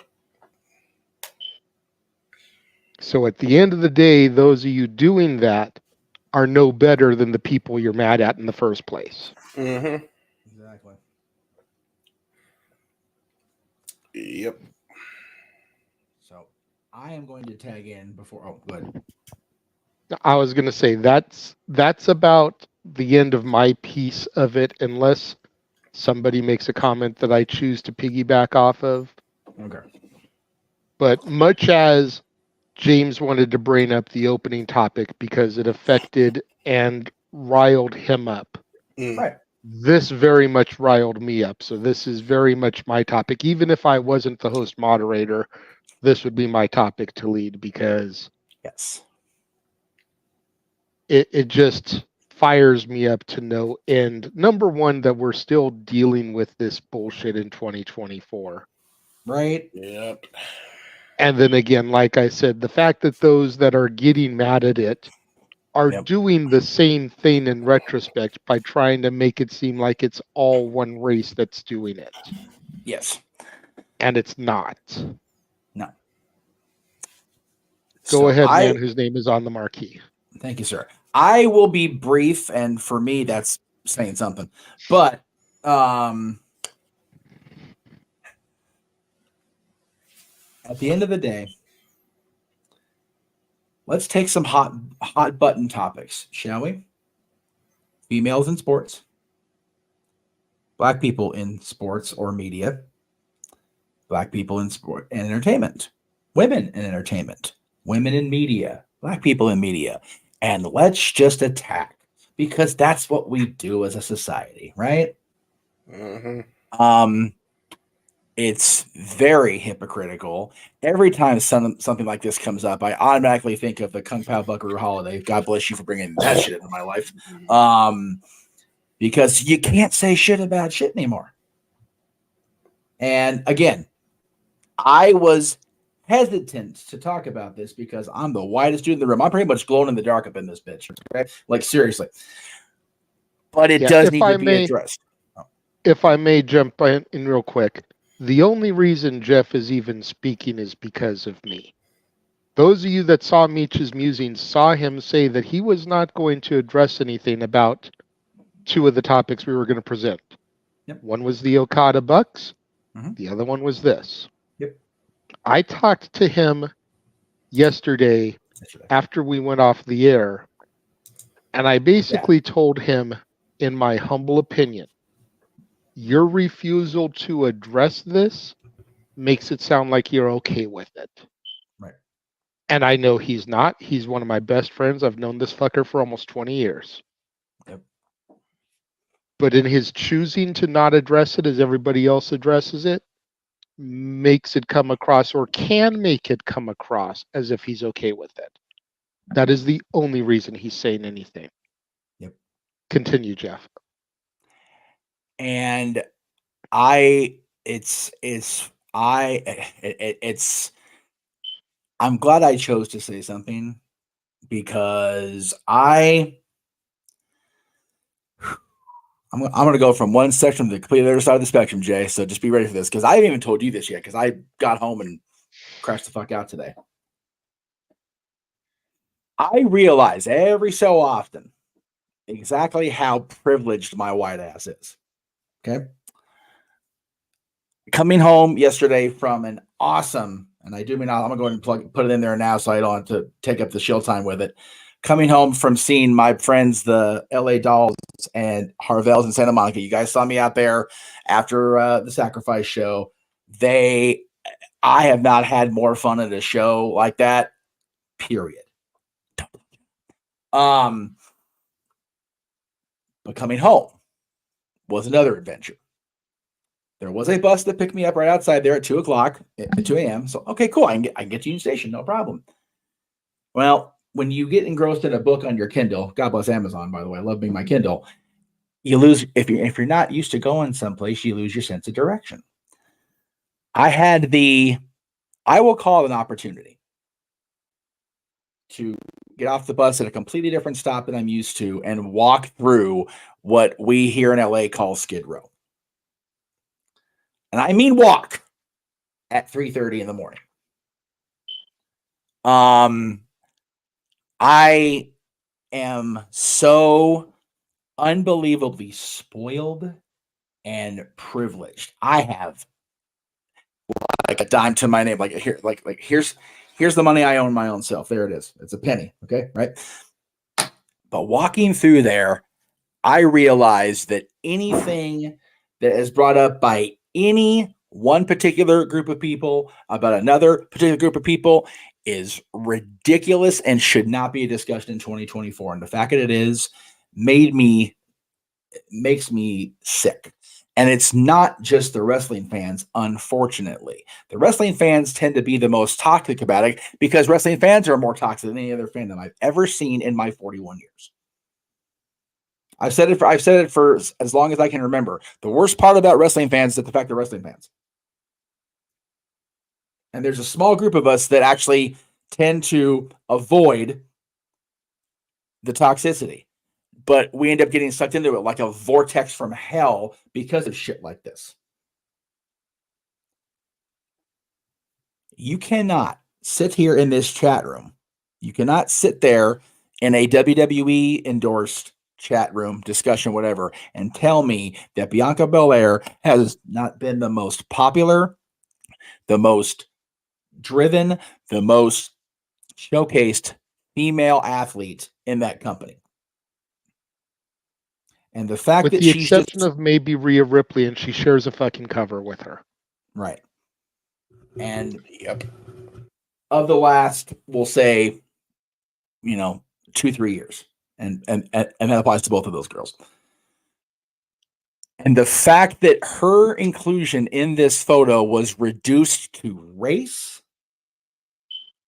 and honestly, because she's a woman, because of gender, because nobody said fuck about Rhea being there, but they did attack Bianca for being there, is mind-numbingly bass-ackwards thinking. It hurts my fucking heart to see shit like that. And I only did not want to bring it up because at the end of the day, I am a neon white man talking about a black woman being attacked in social media. And that just comes off as, oh, well, the man's, showing his support because it's the right thing to do. No, it is the right fucking thing to do because it's so wrong. Yeah. And I do not and will not ever understand why that has to be a thing. I feel a certain way about a certain things, and I get that. I feel a certain kind of way about a lot of things, but when it comes to the divide, especially in this country, over that topic, it just makes my heart hurt and my brain bleed. It just is what it is. And it's not just that one group. It's all of the groups that attack all of the other groups. It's very frustrating. And I think that why can't Rhea Ripley just be a great women's wrestler? Why can't Bianca Belair just be a great women's wrestler? Why can't Cody Rhodes just be a great wrestler? Why can't all three of them just be great wrestlers? Yep. That's what, because that's what it is. They're on the cover of the video game of the biggest wrestling company in the world because they've been the most popular people on that roster. It is a popularity contest. Guess what? They won. So, and again, I have said this time and time again. People speak the loudest volumes with actions, not words. Going to the words on social media, you just make yourself look like the ignorant fuck you are. If you don't like the fact that she's on the cover of the game, don't spend how much is that damn game? Too much. $70. $60 for that one, $119 for the Cody cover, and then like $200 for that other special edition. Don't spend the 3-digit amount for the game. Right. If you don't like the fact they're on the cover, go buy Fight Forever. I'll eagerly wait your review of that shit because you're crazy, but it's really that simple. Don't turn on the television shows. Don't. If you don't like something, you don't have to be a whiny bitch about it. Just don't address it at all. Don't be a Cody crybaby. Don't be a Cody crybaby. Thank you for It's a click. It's a click of a button, people. Just a heads up real quick, Jeff, since I am having production issues today. I sent you the image in your Facebook Messenger. If you want to bring that up, please. I will do that. So everybody can see the image that started all this. No, sure. Yeah. No, that's fine. Like Ric Flair used to say, what's causing all this? Yeah. Yes. It's just so, again, I've been a fan since 1990, Jay since 1998. A lot of us in the room have been, we're 90s fans for the most part. There's a couple that aren't. I understand that. I'm not generalizing. I don't like the fucking IWC about this cover this week. Let me go ahead and zoom in on that shit because it is way back there. Hello, back there image. By the way, that image is very nice. It's very sharp. I like it. Yeah. It's very reflective, which is ironic given what's become of it. You look at Cody's looking off into his future. It's like, I just want to finish my story. That's fair. Yes, but it is just so ridiculous that this. I'm not saying that it's ridiculous that it was brought up. It's ridiculous that it has to be brought up in March of 2024. It's so sad. It really is. I'll go ahead and just again we'll keep running down the line here. You know what? I will go in reverse order. I only went next because Man of the Marquee, and I wanted to make sure I made my point and make the point that this is why I talked about it. So, well, if I may, I'd like to throw to Noah next because I know that he's going to keep his comment simple and to the point. Valid. And then we can go to whoever else may want to speak on this. That's Noah. You already know what I stand for. I'm a man of a few words. I barely interface with anybody. But the bottom line is this. Everybody's a person. Everyone's human. Some people don't know what good morale, good judgment, protecting their mentality, and trying to be better means. Humanity be better. I don't acknowledge toxicity, nor do I try and breathe my own toxicity towards the toxicity because that doesn't solve anything. What they did was wrong, and I can only hope that one day it stops. But as long as evil must be on this world to counteract good, let alone fight it, it will never cease. We can only try and be better. Don't become the IWC. Datilla? I can't believe we're having this conversation in 2024. You and me both, sweetheart. Bianca Belair has done a lot to deserve to be on the cover of the video game. A lot, seriously. I didn't even know that's what was said. I was kind of wondering why like Bianca was trending on Twitter the other day, but I didn't know that's what started the whole thing. That those comments are completely uncalled for and unnecessary. Sometimes I hate the IWC because they're so toxic sometimes and stuff, but it's just crazy, man. Like it's 2024. Why are we even having this conversation? Bianca's done a lot, just like Rhea Ripley and Cody Rhodes to earn to be on that cover of the video game. Yep. Like JJ brought up, she was the longest reigning women's champion of the modern era. She won the Royal Rumble. She main evented WrestleMania. With another African American by the fucking way. Yeah, exactly. So I don't know. The IWC is the worst sometimes, seriously. But Bianca doesn't deserve that hate. No one does. No one does at all. No. And Danielle, thank you for being lighthearted and bringing up Halloween, the Halloween franchise, the trilogy, because now it's even worse in my head. Evil must die. Evil dies tonight.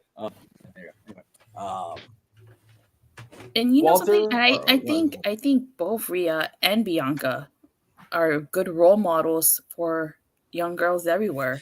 Dude, yes. if you watch the clip of Rhea watching her old self rendered in the game, that shit's fun, and it's just so pure because that Rhea Ripley was not ready for prime time, and Rhea acknowledges it, and it's fun to watch her go back and go, oh, geez, at her own damn self.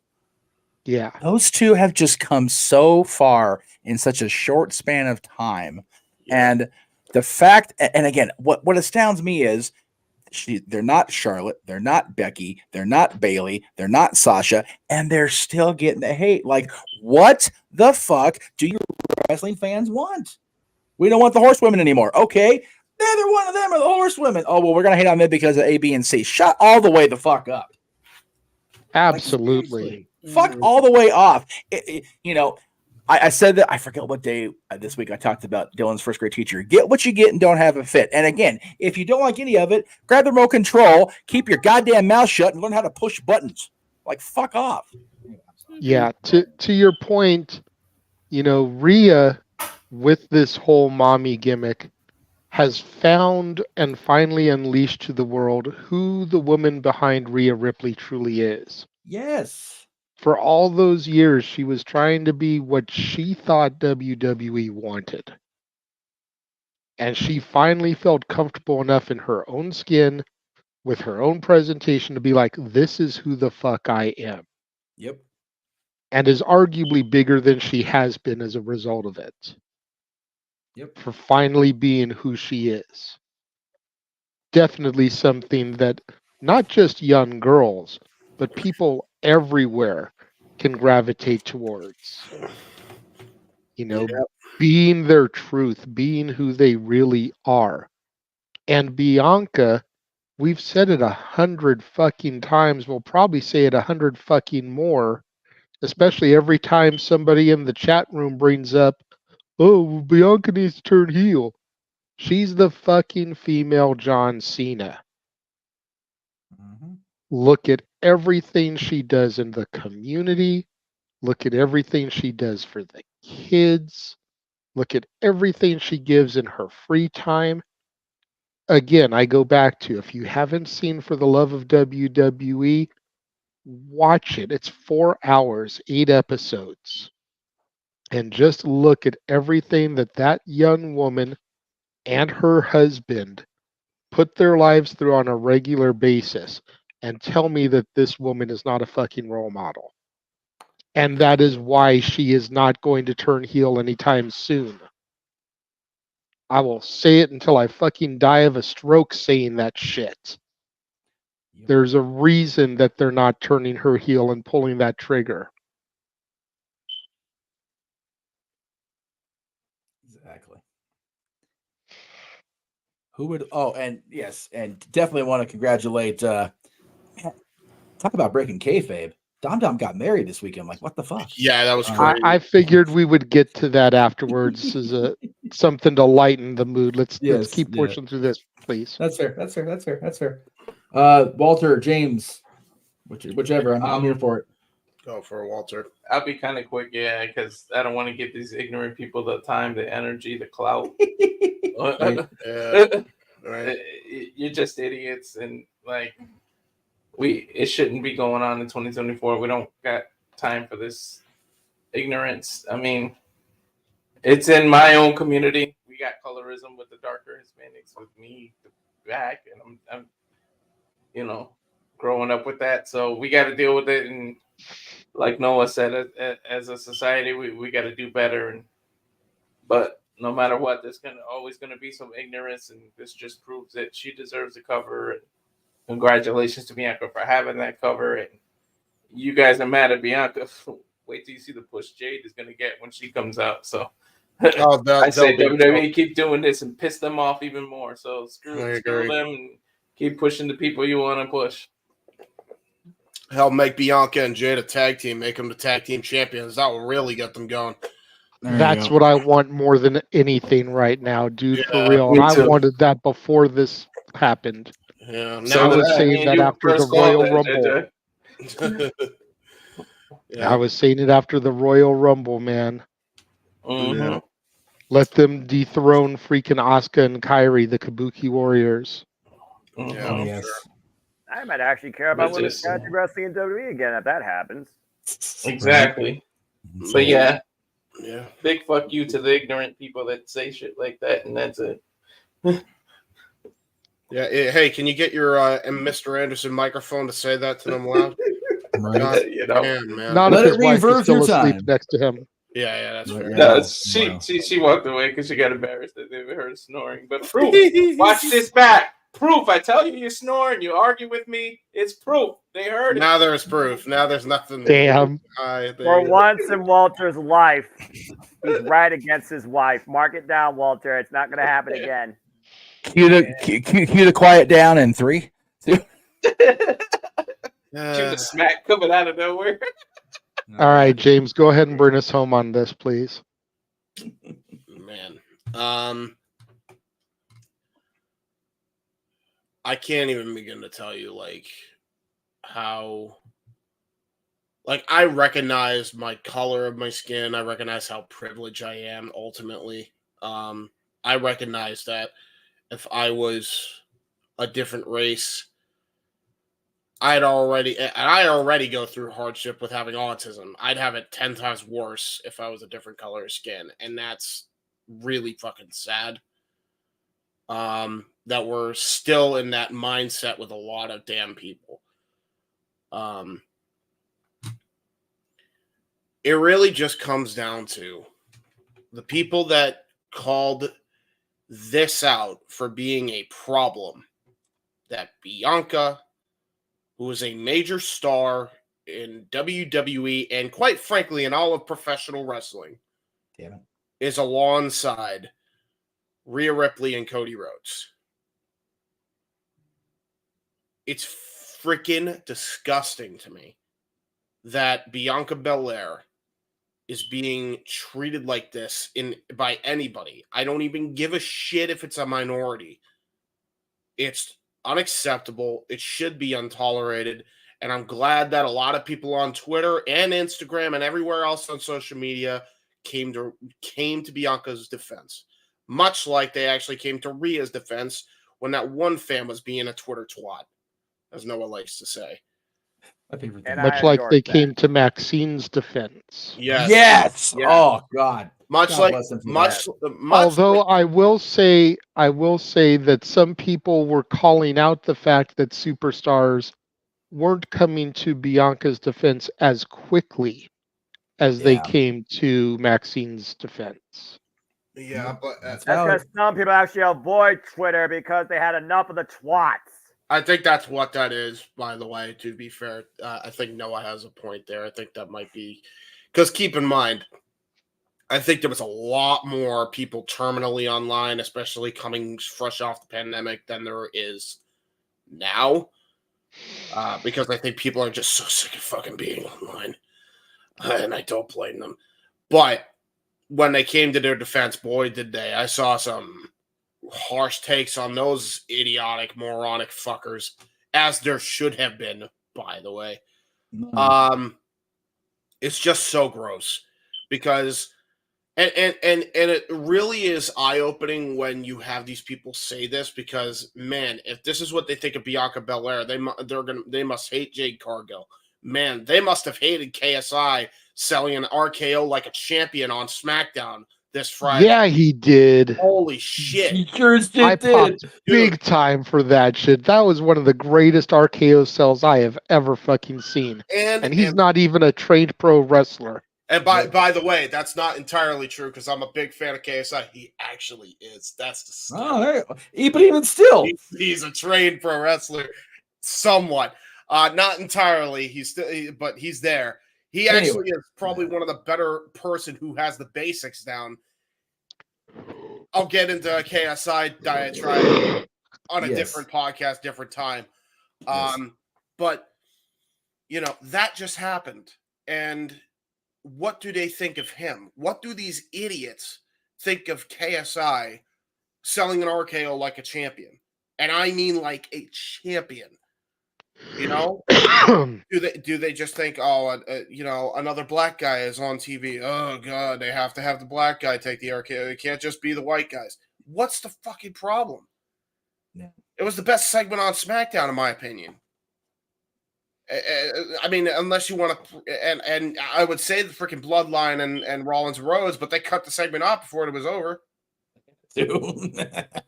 So, like, by default, and what is the issue with that? Why are we still stuck in these times in a lot of these people's mindsets that, well, they're only getting special privileges because they're black? You guys don't even know a fucking half. If you're saying that, you don't even know half of how special and how privileged you fucking have it. Right, exactly. I don't That's my want point. I don't want to fucking hear it from people that say, "Oh, well, they get this and they get that and they get this and they get that." Fuck off. Fuck all the way off with that. And it frustrates me because I am a person that has friends of this color. I have friends of different ethnicities and backgrounds. Okay? And I don't freaking see color. I never have seen color. Fuck. I never will see color. And the fact that there's anybody disrespecting somebody like Bianca Belair, it hurts me probably more so than it hurts Jeff. And it's not fucking okay. It's never going to be okay, man. Bianca's one of the most fucking talented pro wrestlers in this goddamn business, and she has come a goddamn long way. I've seen this woman at the start of her career in WWE in the Mae Young Classic all the way up until now. Yep. I've seen Montez Ford in the same freaking light from NXT all the way up till now. And it's absurd to me that these people are getting this kind of hate just because of the color of their skin. You want to talk about fucking ignorance, man. And I'm sorry I even getting a little choked up, but it really does hurt my heart. It really does. And it really sucks because it's like, that's all I grew up around people like this. I loved, some of my bestest friends are that color. So when I hear shit like this, man, it really, really gets to me. It really gets to me. And I don't even have it that bad. There are content creators that are of this, that have literally gotten me. KSI is one of them through the toughest times of my life. And they have to go through this shit on a fucking daily basis. I've seen videos where KSI would do one question go, and they would say worse than what they said to Bianca Belair. And it's fucking gross. It's 2024, not 1852. Fuck. Yeah. No, it's... That's my fucking rant. go. All right. If there aren't any other super chats or anything that came in to address, There were. which thank you again to everybody for the super chats. Please make sure you're sharing the love across all brands. Go ahead, read it, Jeff, because I can't see it. It says, from arguably the greatest YouTube username in the history of the NerdQ Galaxy, from 26.2 miles outside parts unknown, with a $5 chat. Thank you for that. On the topic of video games, have any of you checked out Ultra Pro Wrestling? Because we were talking about the video game a little while ago. Coming out soon, looking very similar to the old and No Mercy from N64, which even for my money and the graphics is still the greatest wrestling game of all time, at least for me. So I have not seen the information about Ultra Pro Wrestling. Has anybody seen that before we dive into it? I have not. I'm not much of a gamer, honestly. Right. I know people in here that are gamers. So if anybody's seen it, we can talk about it. If not, we appreciate the $5. Good. I'm a gamer, but I haven't seen it. I've seen it. I've seen video clips of it. It's looking very promising, I will say. Okay. Gameplay wise, is definitely going to have a lot to offer. It's definitely going to be better than freaking AEW's freaking engine. I'll tell you that right now. That's not a high bar. I know. But yeah, I've seen it. Yes. Very Okay. cool.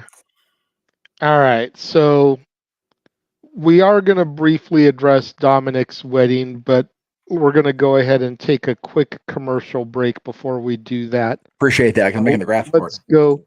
Let's go ahead and show everybody and get Noah back on the screen here so he can talk about all the stuff that he's going to be losing his voice over between next Wednesday's Big Business and the Bash in Berlin. And yes, we know it's already out of date because fuck TNA and AEW for announcing two other things since I made the fucking video. This is why he does it. Ruin it over for me. No lube, no reach around, no kiss or nothing. Let me know what was coming. God damn it. But those images are loaded in there so we can address them afterwards. Go ahead and roll that video, Jeff. We will be right back. Oh, by the way, thank you, Fred Durst.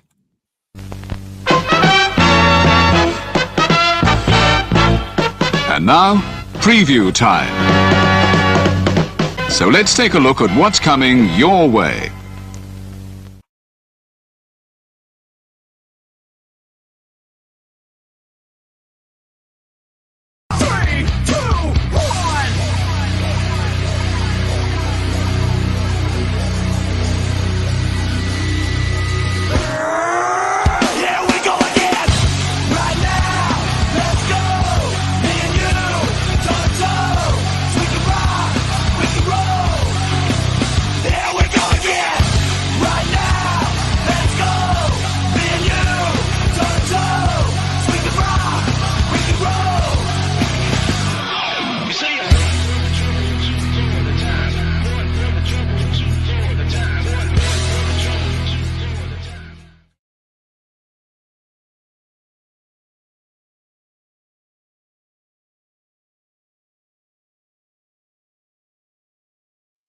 That picked up my mood, and yet again, also under siege from TNA, Battle of the Belts 10, AEW, Double or Nothing still pending, and again, there's just so much going on. Of course, when you see Rabbit be another one from the GPW, all the wrestling, all the professional wrestling,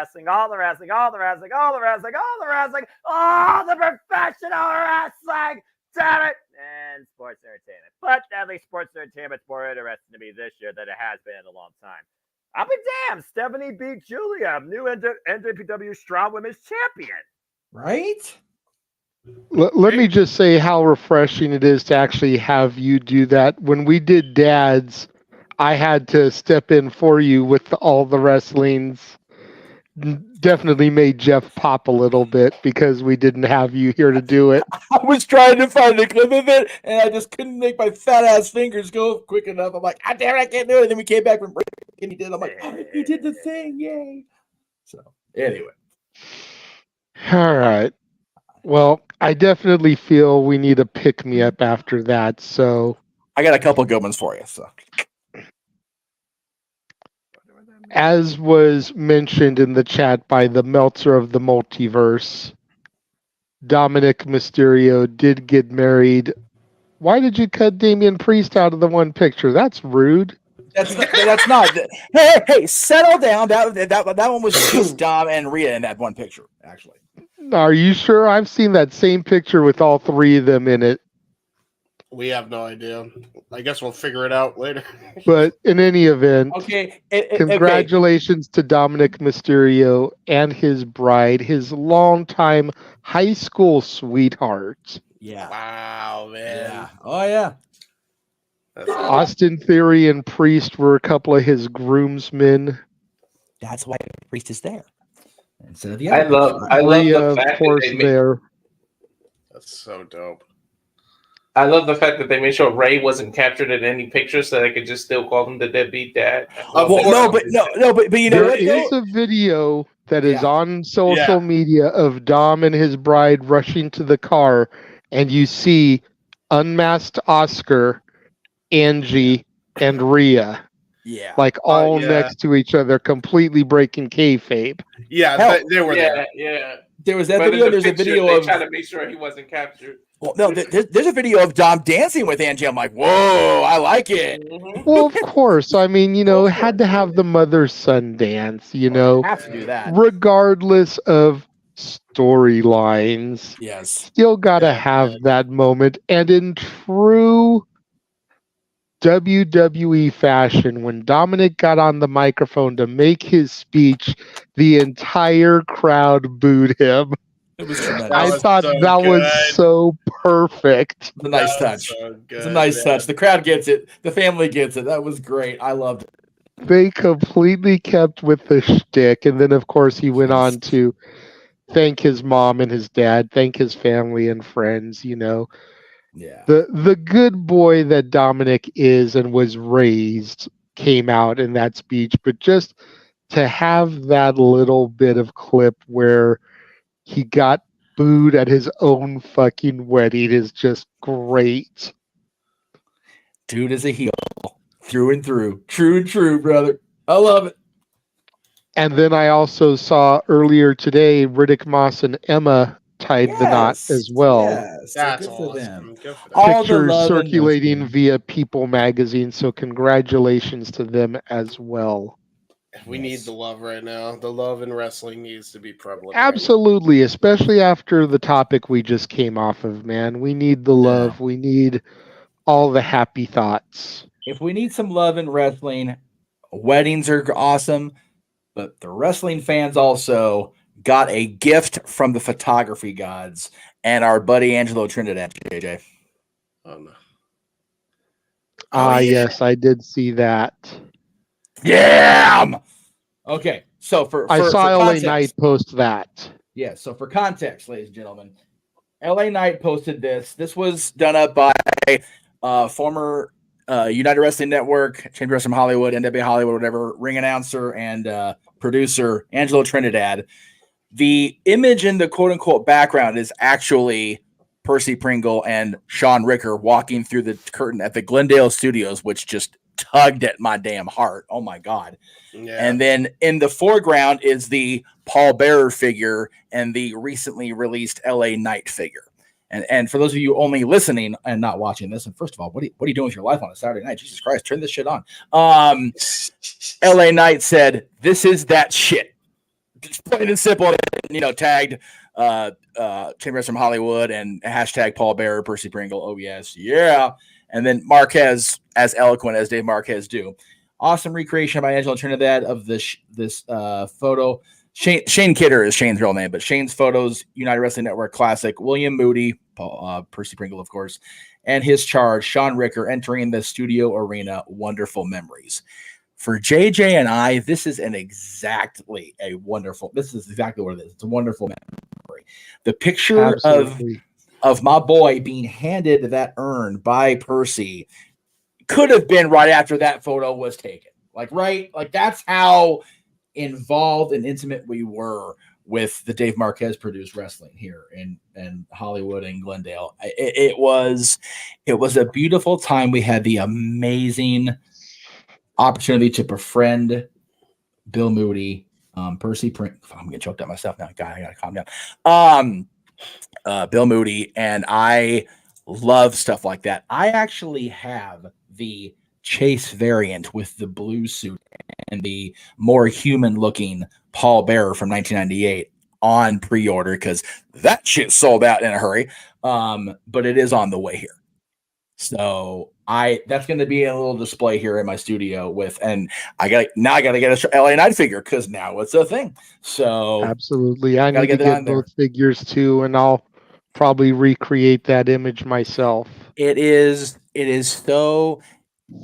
I went back recently because we actually just passed the anniversary of Percy's passing. I can't believe it's been freaking 11 years. That just blows my mind. Wow. Of Sean giving that eulogy for him in the ring right after you and I got a chance to do the at the grill position. It was such a long time ago, but it feels like yesterday. It was so cool, and I thought that. So I'm like, okay, we gotta bring the mood up after this main event topic. So between the weddings and again, congrats to Riddick and Emma, and congrats to Dom and Marie, and Emmanuel's not wrong. Dom finished the story before Cody did, so good on him, man. I mean, damn. Oh. My question: how they get that video footage as a videographer? That's a big no-no. I'm sure Dominic and Marie approved it. Like, it's like like the fact, like I said, he got booed at his wedding. You got to put that shit on television. Yeah, like man. not. I mean, you can't because you're gonna break kayfabe, but you got to put it on social. But that's just too good to pass up. Jesus. I mean, there was a lot of videos that were going around. By the way, shout out Conor Andrew for being one of the first to break the news. Yay! We love you. Yes, we love you, bro. We do love you, Flavor. Absolutely. Secondly, in relation to everything we just talked about, talk about a name that I miss in wrestling being on screen. Can we please get David Marquez as a fucking interviewer for some major wrestling company? So Dave is still promoting out here. They actually, JJ, the irony of ironies. Do you know their new location is now permanently when they go once a month? The Irvine Improv? No, Long Beach, California. Oh, they moved? Yep, they moved again. Irvine did Irvine things. I'm just gonna leave that there. I'm not getting sued today. But yeah, they're actually in Long Beach now. It's like I text them. I'm like, really? Like really? Couldn't done that 10 years? Like, thanks, Dave. As always, love you, brother. But he has learned his lesson internally as far as working for somebody else in wrestling because it leads to shit like what happened with Billy. Yeah, that's not gonna happen. I just man, he's so damn talented. Like, what's funny? Like David is Marquez has got a great mind for the business. He's got a great mind. He's got a very distinct voice, which I'm not getting in trouble again today. But he's the great interviewer that will just take the verbal slacking, and just like and like just he's very Mean Gene-ish. Yes, and I love it. But he's witty enough to dish it back at the right moment.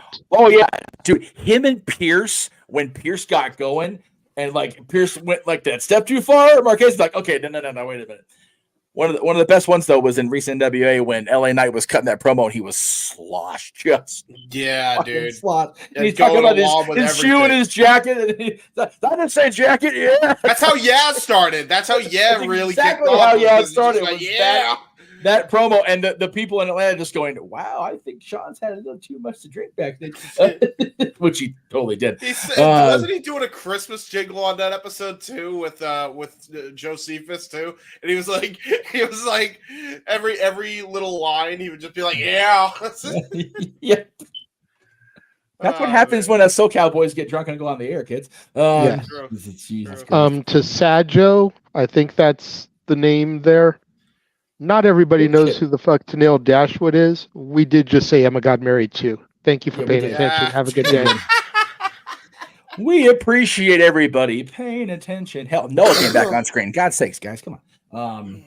Anyway, that I do believe, sir, is it at 10:13. Yes. Oh, shit. Oh my God. That would be it. So what we can do is we can actually start getting to the shills and maybe We cannot be off the air before 11 o'clock, 2 o'clock. my for God. East Coast games. Oh wow! I think this is like the shortest open. I mean, unless anybody in the chat room wants to super chat a topic, it will take a super chatted topic, not just some random, hey, what do you guys think of this? Yeah. That's what Talk Wrestling's for. But, if you want, and you can ask that question on any of the social medias. There are pinned posts on all of Jeff's sites for questions on that nobody posts questions on. So, throwing that out there as well. So it will take a super chatted topic. And I will say this: if you want a certain somebody in the lower third, I won't say that. I was pointing a whistle to do a rant on something. By all means, send that donation to this QR code. Is the banner going to block it? Yeah, the banner's going to block it. God damn, stupid! I need to make that graphic again. Hold on. Because we are trying to get our boy JG here, the renegade JG. Yeah, it's okay. It's time for JG. JG. God damn it! Dude, I need to go back. This is what happens when the California boys get sloshed. I've been drunk yet. That's the thing. I'm purposely staying clean. Noah, I give you permission this time. Go ahead. Oh my god! Oh, Jeff, the renegade is feeling fabulous. But yes, if you would like to hear Noah rant about the state of women's wrestling or pro wrestling versus sports entertainment, it's going to take at least a $20 donation to that QR code. Yes, because we are trying to get our boy the Renegade to Rebellion. Hashtag Renegade to Rebellion, along with Attila and myself, in the fabulous Palms Resort, not the Alibaba Casino, in Las Vegas as part of a TNA weekend. And speaking of Attila, I don't know who out there in internet land did this, but she dropped from 1,000 to 999 subscribers. How So dare you? we need to get her one more subscriber so that she is guaranteed to cover Stand and Deliver come April. Hold on, I got it.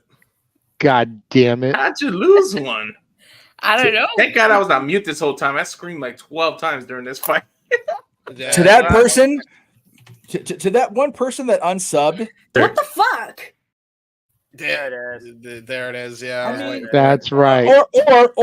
Or. What are you, a fucking piece of shit? Also accurate. Yeah, that's also accurate. All right. She's back at 1,000.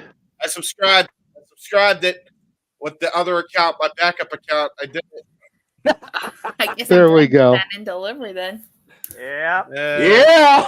Hold on. Let me James just stood up and delivered. Now, give me a second, and let me just go on my WYW account. Make sure she stays there. All right, 1,001, and one more, just to be on the safe side. Oy. My buddy Casey's account. I'm so glad I don't got to worry about. There we go. I don't got to worry about being monetized on YouTube to endure everything every week.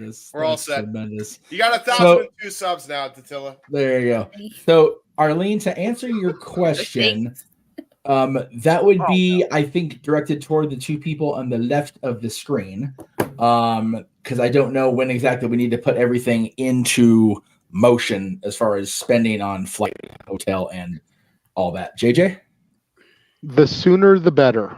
Okay, that's fair. I was going to say that. I didn't know sooner that the was better. I can't give an accurate date because it's just a matter of getting the donations. But the sooner the better. I have already had to look into a couple different places from where my original spot was going to be because of it getting booked up. Yep. We're about 25% of the way there. So again, the sooner the better. For those of you that don't travel a lot and like fly or hotel a lot, if you don't book up like early, like flights get expensive as fuck. Hotels, not necessarily as often as the flights do, but hotels get pretty pricey unless you happen to catch a deal like last minute. Flights are always expensive the closer you get to your travel date, period. So Mark Briscoe was set on fire. That's interesting. So and the flight isn't the issue, it's the hotels getting booked up. Right. So we do have a couple of $2 super chats from Emmanuel. So let's go ahead and I'll throw those up there. We'll do this one first. Ooh. why isn't pushing Bailey? Why isn't pushing Bailey run? Okay.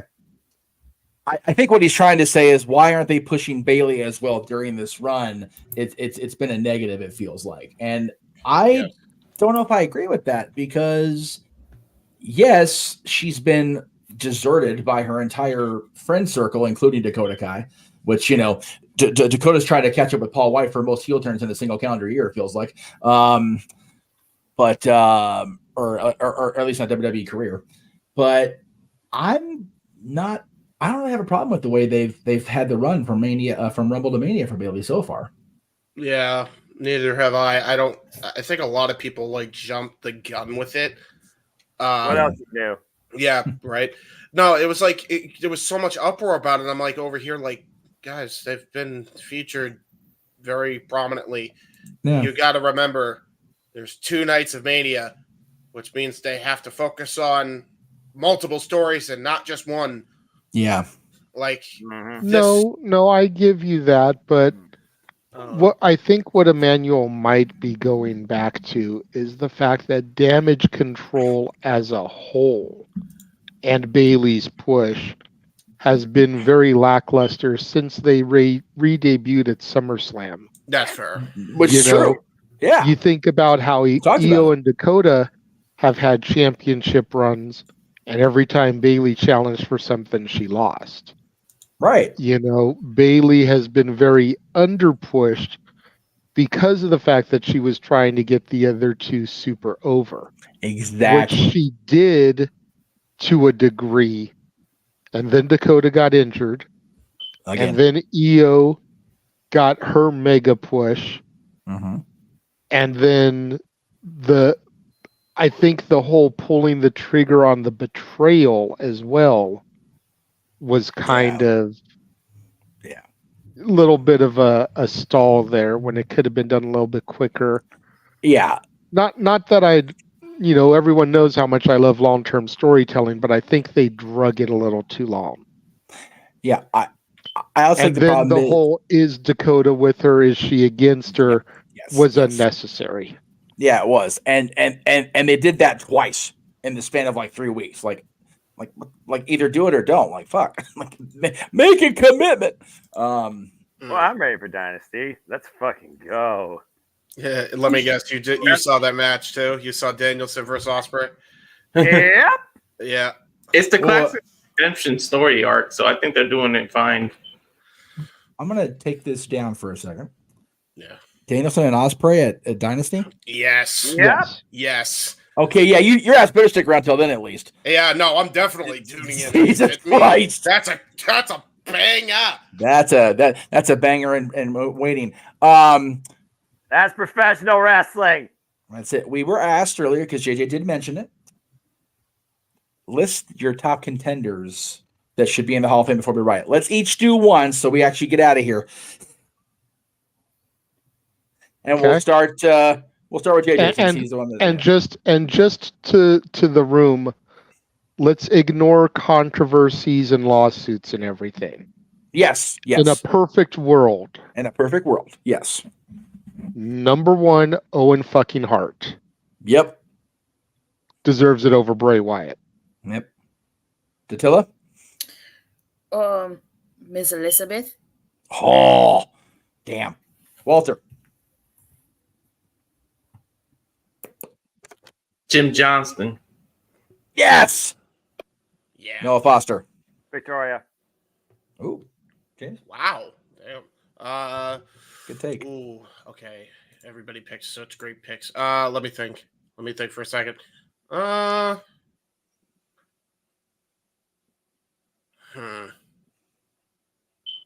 Ken Shamrock.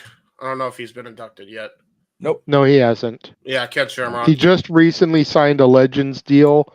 A lot of people thought that he would pop up in the Rumble and could be an inductee this year. There's still time to announce him, but as of right now, he's not in there yet. Damn it! Why didn't they set Karen Jarrett on fire? Well, I guess you got one.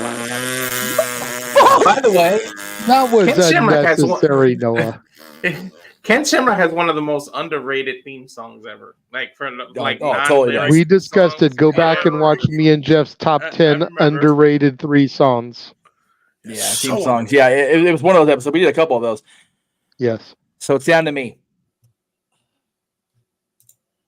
God, there's so many, I would say. And I do have one more I'm going to say after you. It's going to be a hot take, but go ahead, Jeff. Now, I'm having trouble narrowing mine down, so if you want to go into your hot take, people can discuss it while I think. Okay. Would you like to give me a solo shot here? Certainly. Stand by. Come on, computer. It's not working. There it goes.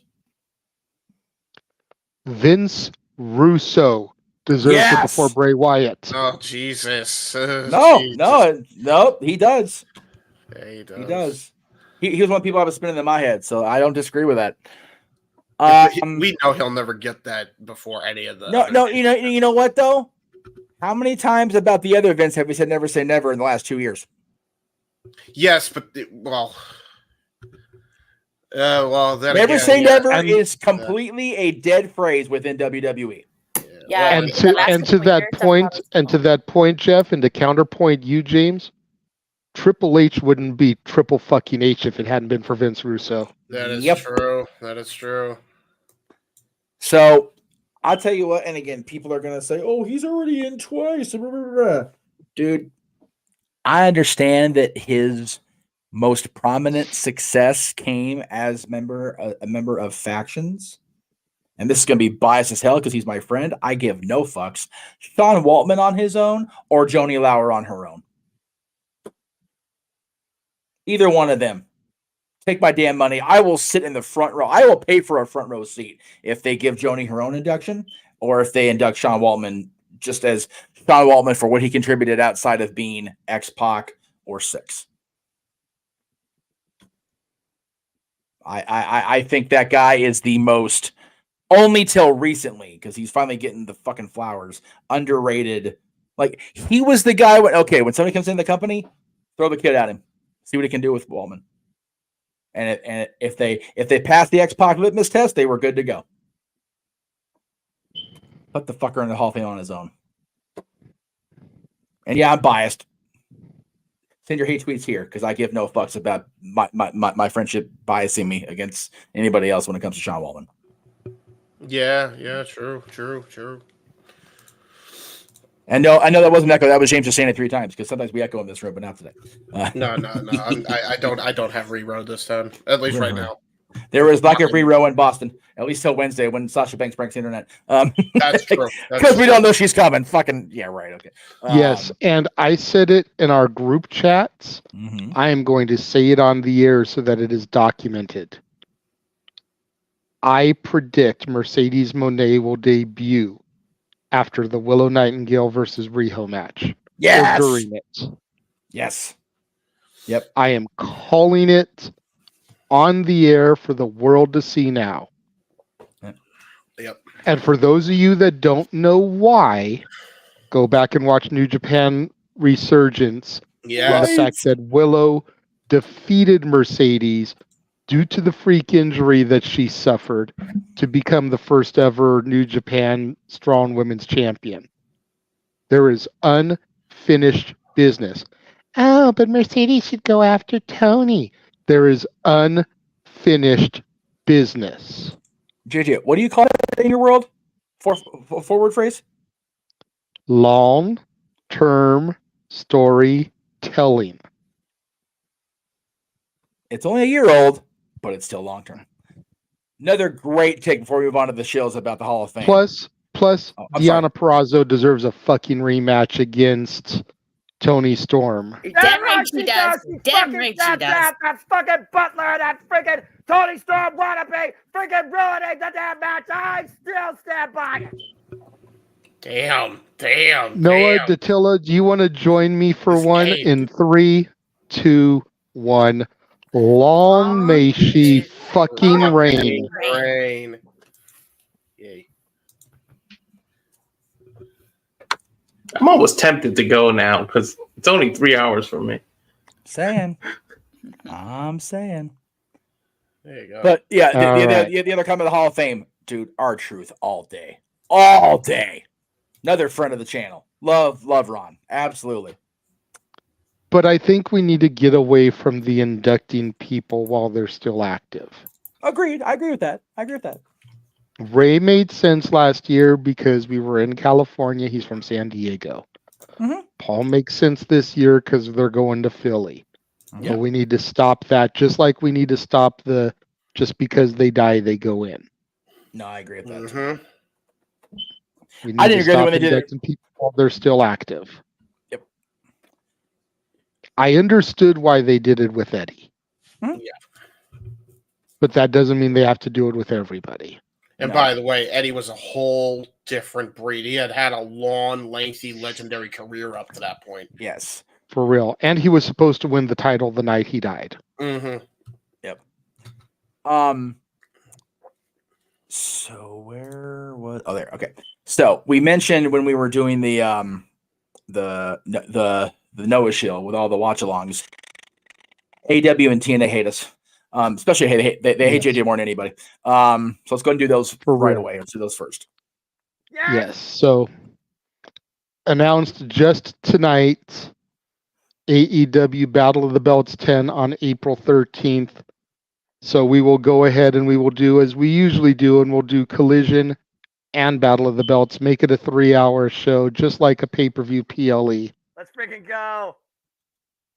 And then announced on Thursday during Impact, TNA Under Siege, Friday, May 3rd from Albany, New York. Yes. You gotta wonder if he's still under contract, if Bully's gonna find a way to get in there since Dudleyville is New York. Like, seriously.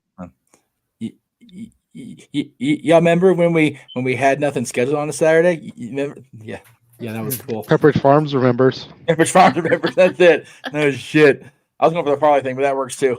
And again, fuck TNA for freaking announcing that.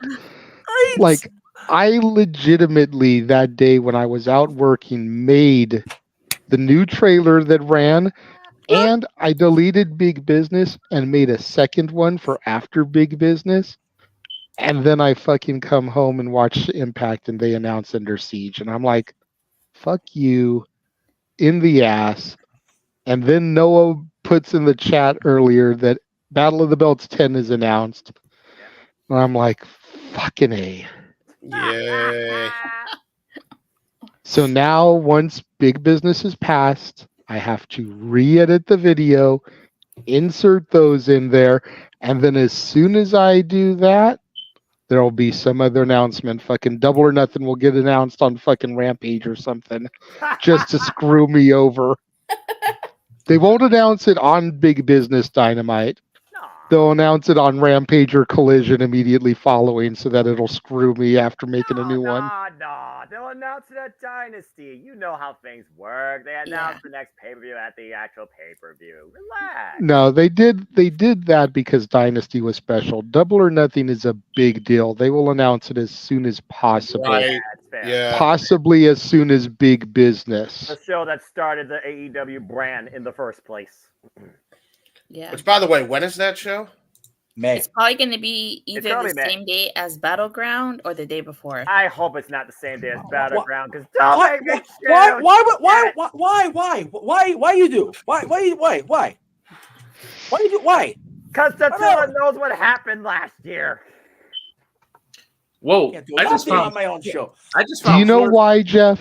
Do you know why? Do you really want to know why? I do want to know why. Because if both shows run the same day, she'll have an out for not having to cover Battleground. Yeah.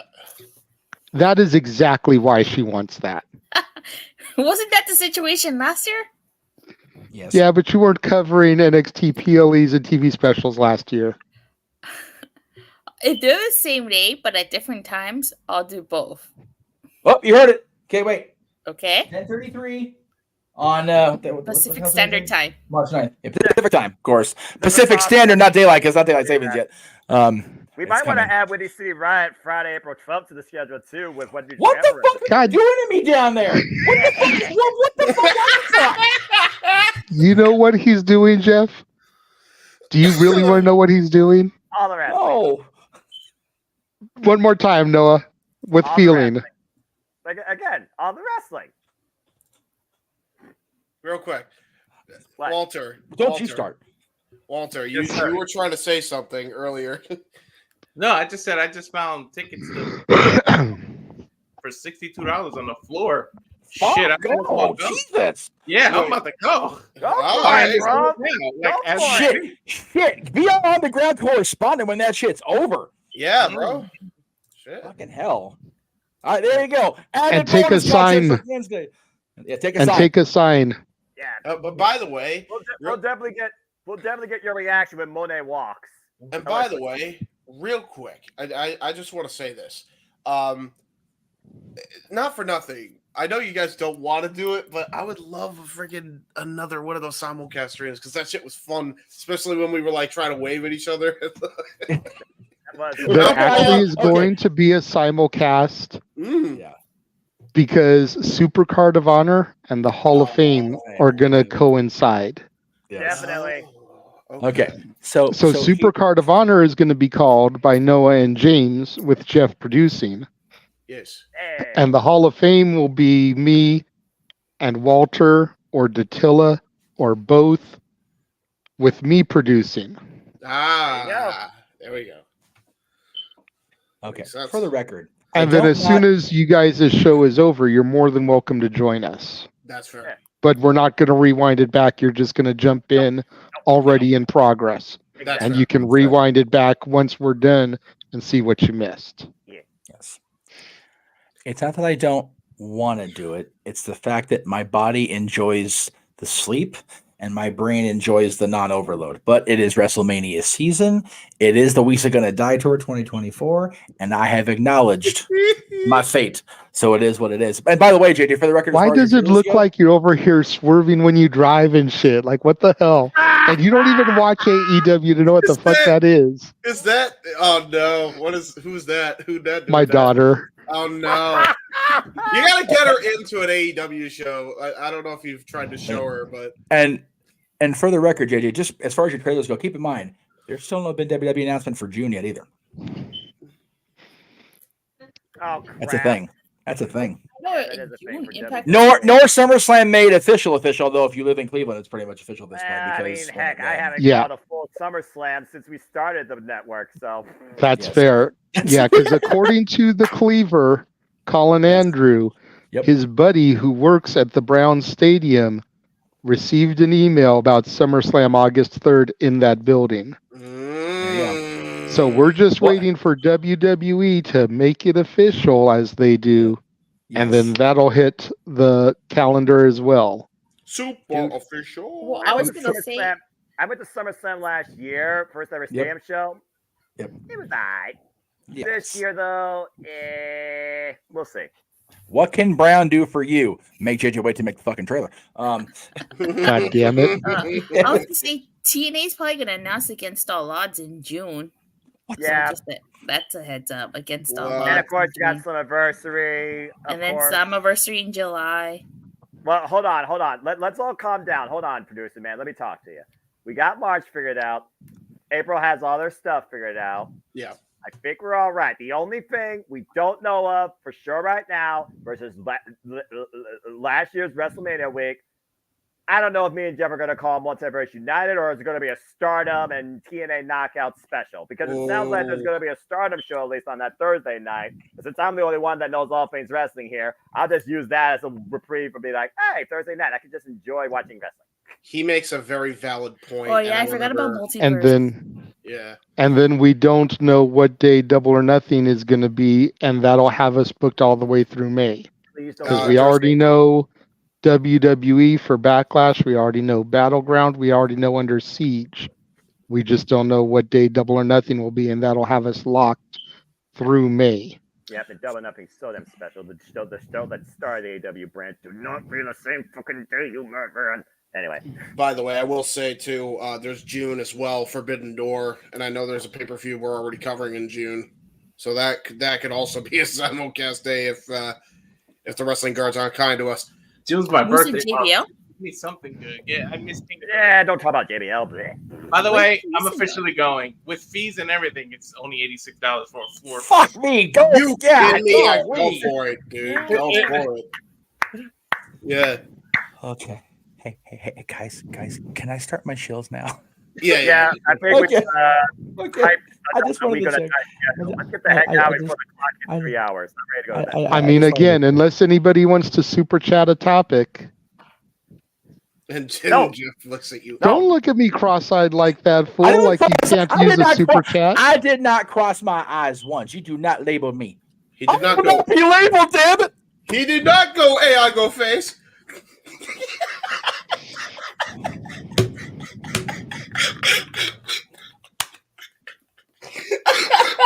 What the actual fuck is happening on my wow. Okay. I'm just gonna. I have to scan a QR. That's why I'm pointing my phone. I'm not doing anything. Should I just say it after that? I don't even know. Yeah, go for it. Go for it. Lord, even in my semi-tired mindset, somehow I don't botch this phrase, but I need to say it. Damn it, James! You freaking idiot! Sorry.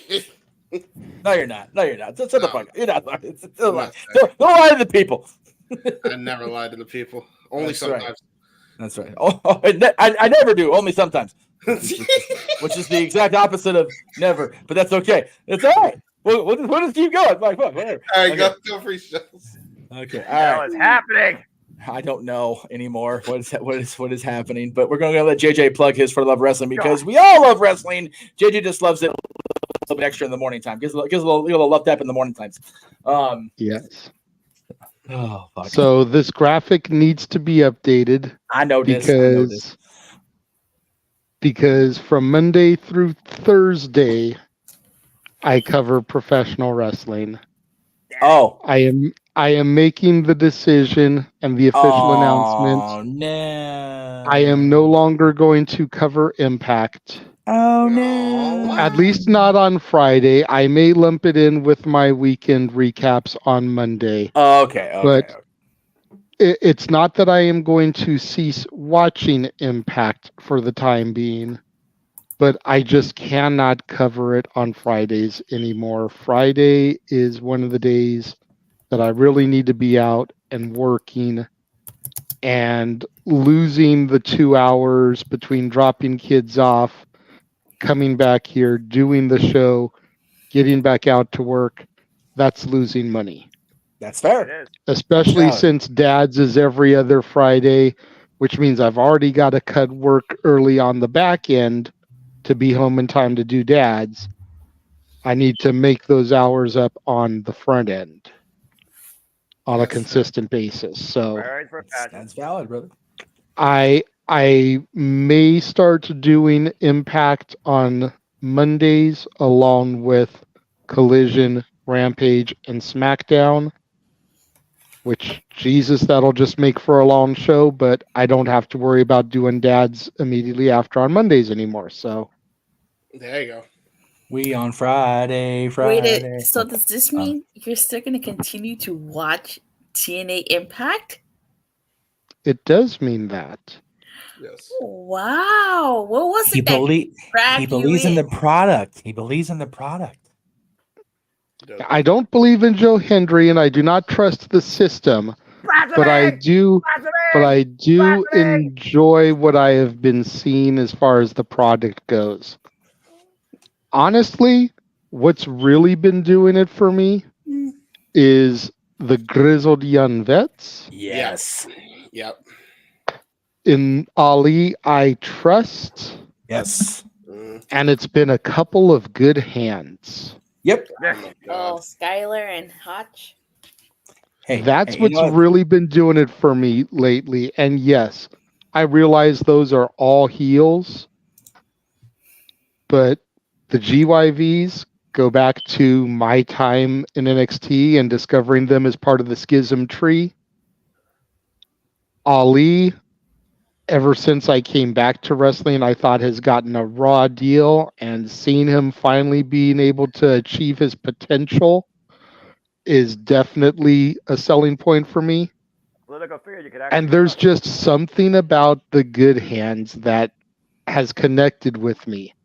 I know that the fans in the arenas boo the shit out of them, but there's just something about them that I see untapped potential. And I want to see them live up to that potential. Absolutely. And then, of course, as everybody in this room, including myself, has pointed out numerous times, the best fucking women's division in the States. Damn right!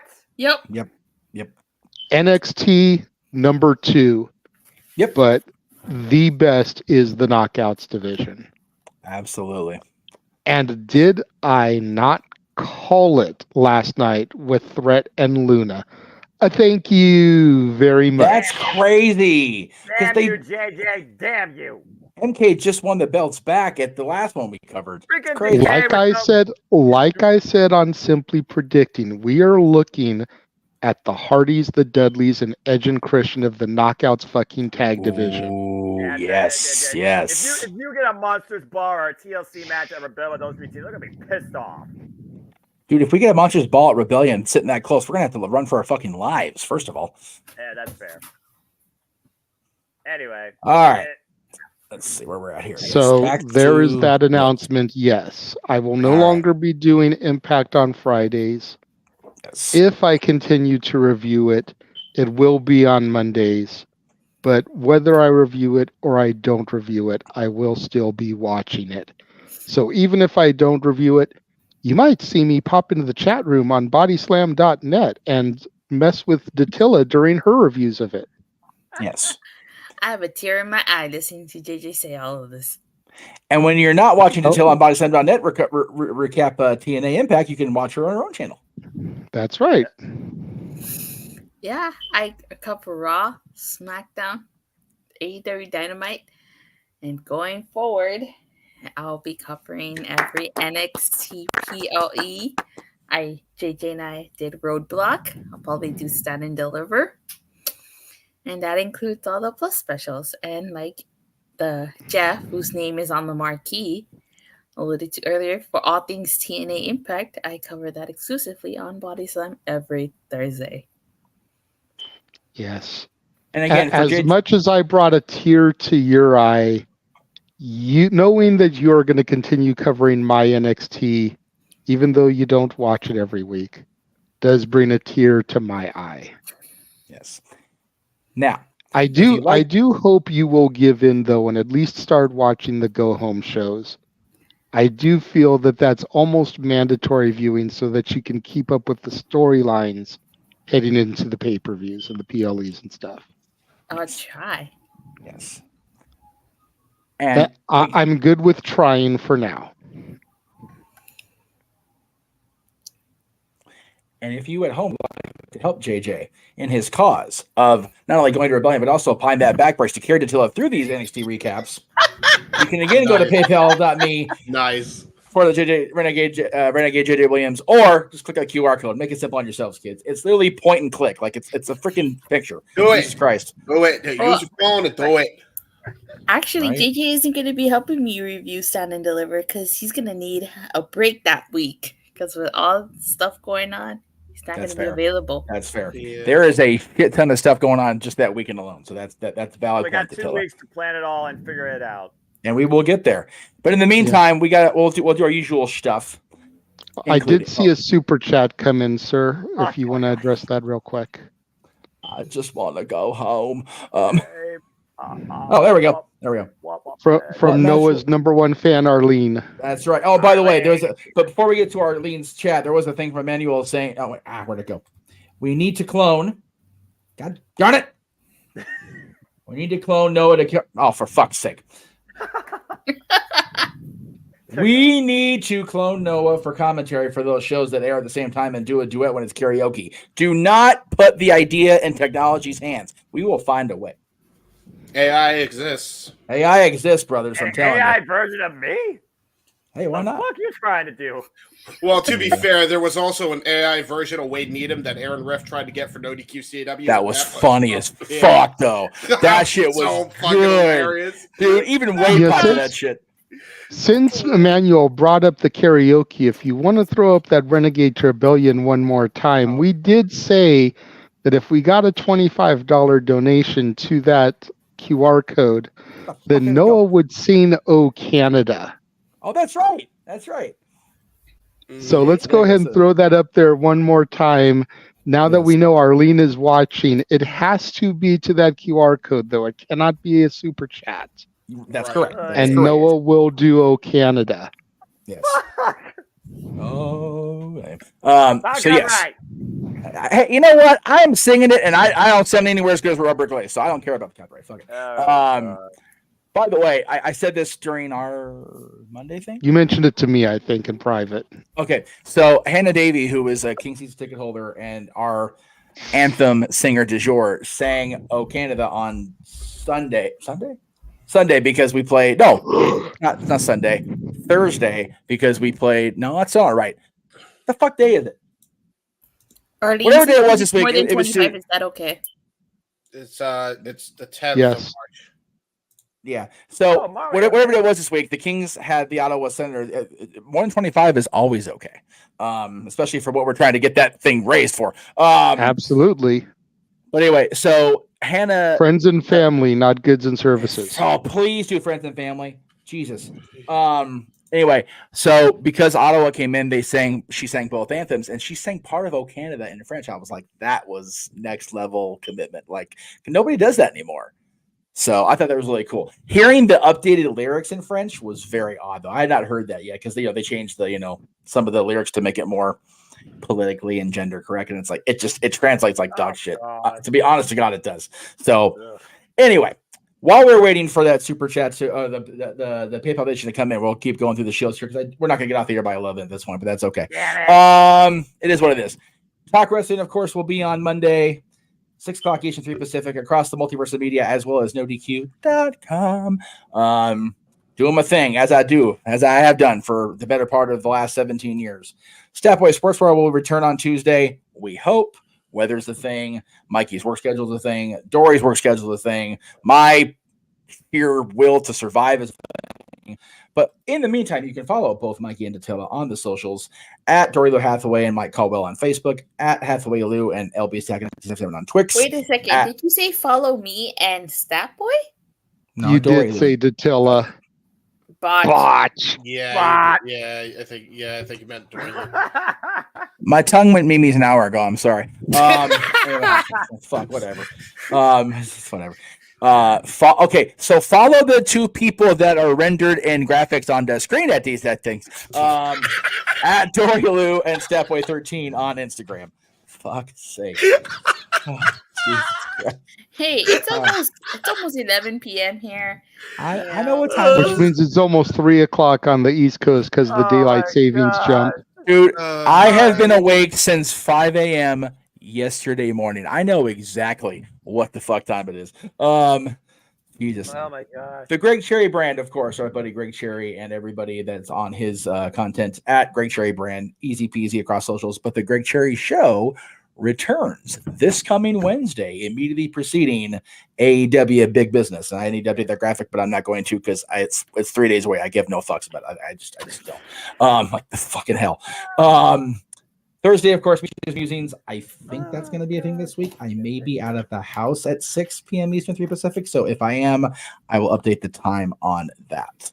Let me check the chat, make sure I'm not missing anything because there's some comments. Can you throw the QR code up one more time in case Arlene is waiting for that to pop back up? I certainly can. As a matter of fact, I'm just going to go ahead and make it a share screen, and I'll keep doing this. That way we can make sure it's up there. But for now, there it is. Again, guys, this is going to help get JJ to the Rebellion live. Is it a premium event? Is it a TNA Plus special? What the hell is Rebellion? It's a TNA Pay-per-view. pay-per-view. TNA pay-per-view. Okay, so it's a full-on pay-per-view. Okay, cool. Okay, Priest did get cut off in that picture earlier. I found that one on Twitter of just Dom and Mommy, so I figured I'd throw it up there because we had Priest in the other picture with Austin Theory. So that's my bad. I didn't know. Told you. What? Wasn't a botch. It was a mistake. There's a difference. Because I didn't encrypt myself in the process of doing that. So just my brain. But anyway, we're trying to get JJ to the Rebellion pay-per-view and the Impact tapings the next day. So that is why we are having this particular QR code designed for that rather than a simple super chat. So please. Can I add something? Jeff? You can add whatever you want. I don't give up at this point. Like, go for it. Okay. So not only will you help JJ get to Rebellion, he will also be second row hard cam. Yes. On that side. So if Joe Henry wrestles, you'll get to see him react live to Joe Henry. That's right. There's a comment there that says, just to address Arlene, you are donating for karaoke, but you're donating to that to help me get there in addition to paying for the karaoke. Correct. Oh, yeah, I zoomed in way hell. Okay, hang on, let me fix that. Yes. There's a joint situation of this. We are definitely trying to get Noah to sing "Oh Canada" because that's just fun. But we also want to get JJ to video. Why not? Oh, Canada. No. Hey, Walter, we're taking money for that. Shut the fuck up. Also, if the NWO can sing "Oh Canada," so can Noah. By God. If you remember that, God bless you. You're a real one. Now, there's that. Okay, I'm gonna try to get this. I'm gonna try so hard to get through these damn chills. Where the hell was I anyway? So great cheers. Oh, there we go. There we go. James. Someone pull his string. He's not talking. Dad! Hello, Dad! No, he's Mr. still muted. Why is he muted? Do the Roderick Strong with him. I can't. I'm sorry. I'm here. Right. You can find me on the social. Who the fuck is that? You can find me on the social at the J Hebert side 95, and also on Facebook at James Hebert. I do really dumb things on the internet. Hey ho, Kermit the Frog here. Hey ho, Kermit the Frog Was here. that a Muppet? Was that a Muppet or was that somebody from a foreign Is he country? a man? Yes, I was Animal. Or is he a Muppet? Oh, sorry. I was Animal. I was doing my best Animal impression. James, fuck James. Anyway. The drums for Limp Bizkit is on. And since we have Noah's graphic up, yes, the money came through from Arlene. All right. Fuck me. All right. Okay. So thank you, Arlene, for the donation. Yes, we're now. If she put the money in, we asked her. You're now another 25 closer. Yes, I am. Okay. I was gonna do the math, and I'm like, no, Jeff can't do math. Buy the shirt. So all right. So while Noah, go ahead and plug your social medias, and then we can go into his performance. Why the fuck we gotta be political, man? This is so stupid. Noah, do you know the lyrics offhand, or do you need to look them up? I'll look him up. But okay, I will do his plugs for him while he's doing the lookup. That's fine. Well, sure, Noah. Okay. Okay. So Noah, our dear simple man with a spectacular voice, can be found on the social medias, of course, on Facebook at Noah Foster, on Instagram, Twix, and YouTube at nfoster16. If you're following on Instagram and you're not seeing any content, there's a reason. He doesn't post shit. Of course, shout out to Noah's entire HIW family across all the YouTubes. Yes, he actually does cover all this stuff on his channel at various times because he's a crazy man and a lifelong fan of professional wrestling. Damn it. And of course, coming soon, once we get our shit together after WrestleMania, Noah. Now that's what I call Open Mic Night Volume 1. Noah. That's why I call Open Mic Night Volume 1. No, that's like a music Volume 1 because that's just Open Mic Night. Noah. That's what I call Slow Jams. Yeah. Slow Jams. And Noah. That's what I call Disney because even Mickey recognizes what a G Noah is. There you go. That is true. That is true. Now, and while Noah's still looking at it and we're bringing up Mickey the Mouse, shout out to my friend Brett Iwan, who I got to see for the first time in person in 4 years today. It's fucking ridiculous. I haven't seen that guy in that long. He was at the Collecticon I was at the LA Convention Center. So good to see my buddy Brett. I finally met his husband. I was so happy to meet Doug finally. God, that took way too damn long to happen. But the print he signed for me, for people wondering, it's, you know, what's the significance? So every year they commission a artist to make the official Mickey portrait for November 18th for his birthday, his anniversary, whatever you want to call it. And to my knowledge, Brett is the first voice of Mickey to be commissioned to do that rendering. Brett's also an artist by trade. He's an animator, so that's where he got his start. But also him doing the Sorcerer Mickey print is special because that's where his fandom of Mickey and Disney started. He was a Fantasmic fan, like somebody else in the room. So it's very cool to. I had it all said to JJ. You're going to be very unproud of me when I make this statement. The cost of a video promo was the same as a picture and an autograph together. I'm like, okay, I don't need an autograph. I got shit. So I don't do autographs. Like, that's not my thing. I'm like, all right, gonna do the video, gonna do the thing. And then Brett walks in with Doug and has those prints, and I'm like, God damn it. Right. Because I love that print. I praised that print so much when they released it last year during the anniversary thing. I'm like, son of a bitch. So I talked to Brett about it. He goes, well, you're gonna be here tomorrow? I'm like, dude, I'm sleeping tomorrow. I haven't been to sleep since last night. He's like, or since Thursday night. He goes, next time I'm in town, next time you're in the area, we'll get it done. So we will have the voice of Mickey Mouse praising the Jeff Mitchell Network at some point. It's just we were in a rush and I was low on funds today. That's fair. You know. All right. Well, now that we got that, I go ahead and take this down because we have the donation we wanted for today. Noah, are you Unless ready? anybody else wants to donate. I mean, if anybody else wants to, by all means. Noah, are you ready to pay tribute to the Great White North? That beautiful loft above a kick-ass party. What the hell are you all about to do? Put a Canadian flag on the screen? Yes. Well, shut the fuck up. You forget there's 3 producers, so I can do that while you try to do that. Come on, Mr. Mountie. As a tribute to the former president of TNA Impact, Coach Scott D'Amore. That's right, damn it. And Team Canada. You're using this against me. The master of the Canadian Destroyer, P.D. Williams, Hotshot Johnny Devine, A1, Eric Young, and of course, the man who would become glorious, Bobby Roode. Eric Young did a Canadian Destroyer yesterday, didn't he? Yeah, he did. Really? Yeah, he did. He did. Noah, are you ready, sir? Let's get this over with. God bless it. So here to do Oh Canada, the simple man with the spectacular voice, Noah Foster. Oh God! This is where you give a solo shot. Okay. Let's get this over with, Noah, and then you come in. Oh, nice with the Canadian flag. Perfect. Hang on. Sorry. Hang on. Okay. What? Canadian flag? What are you doing? No, you gotta have the Canadian flag within a I'm screen. trying. I can't do this fast minutes. Okay, I can't say. Fucking hell. I can only do 2 things at once, and not even that. There you go. Yeah, all right, Noah. There we go. All right, just get it down. It's only 2 minutes long. Damn Canadian flag. I'm never gonna live this down. Oy. All right, get this done. All right, everybody quiet. Show respect for the country. Damn it. I hate.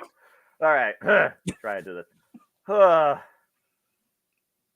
Oh, Canada, our home and native land, true patriot love in all thy sons command.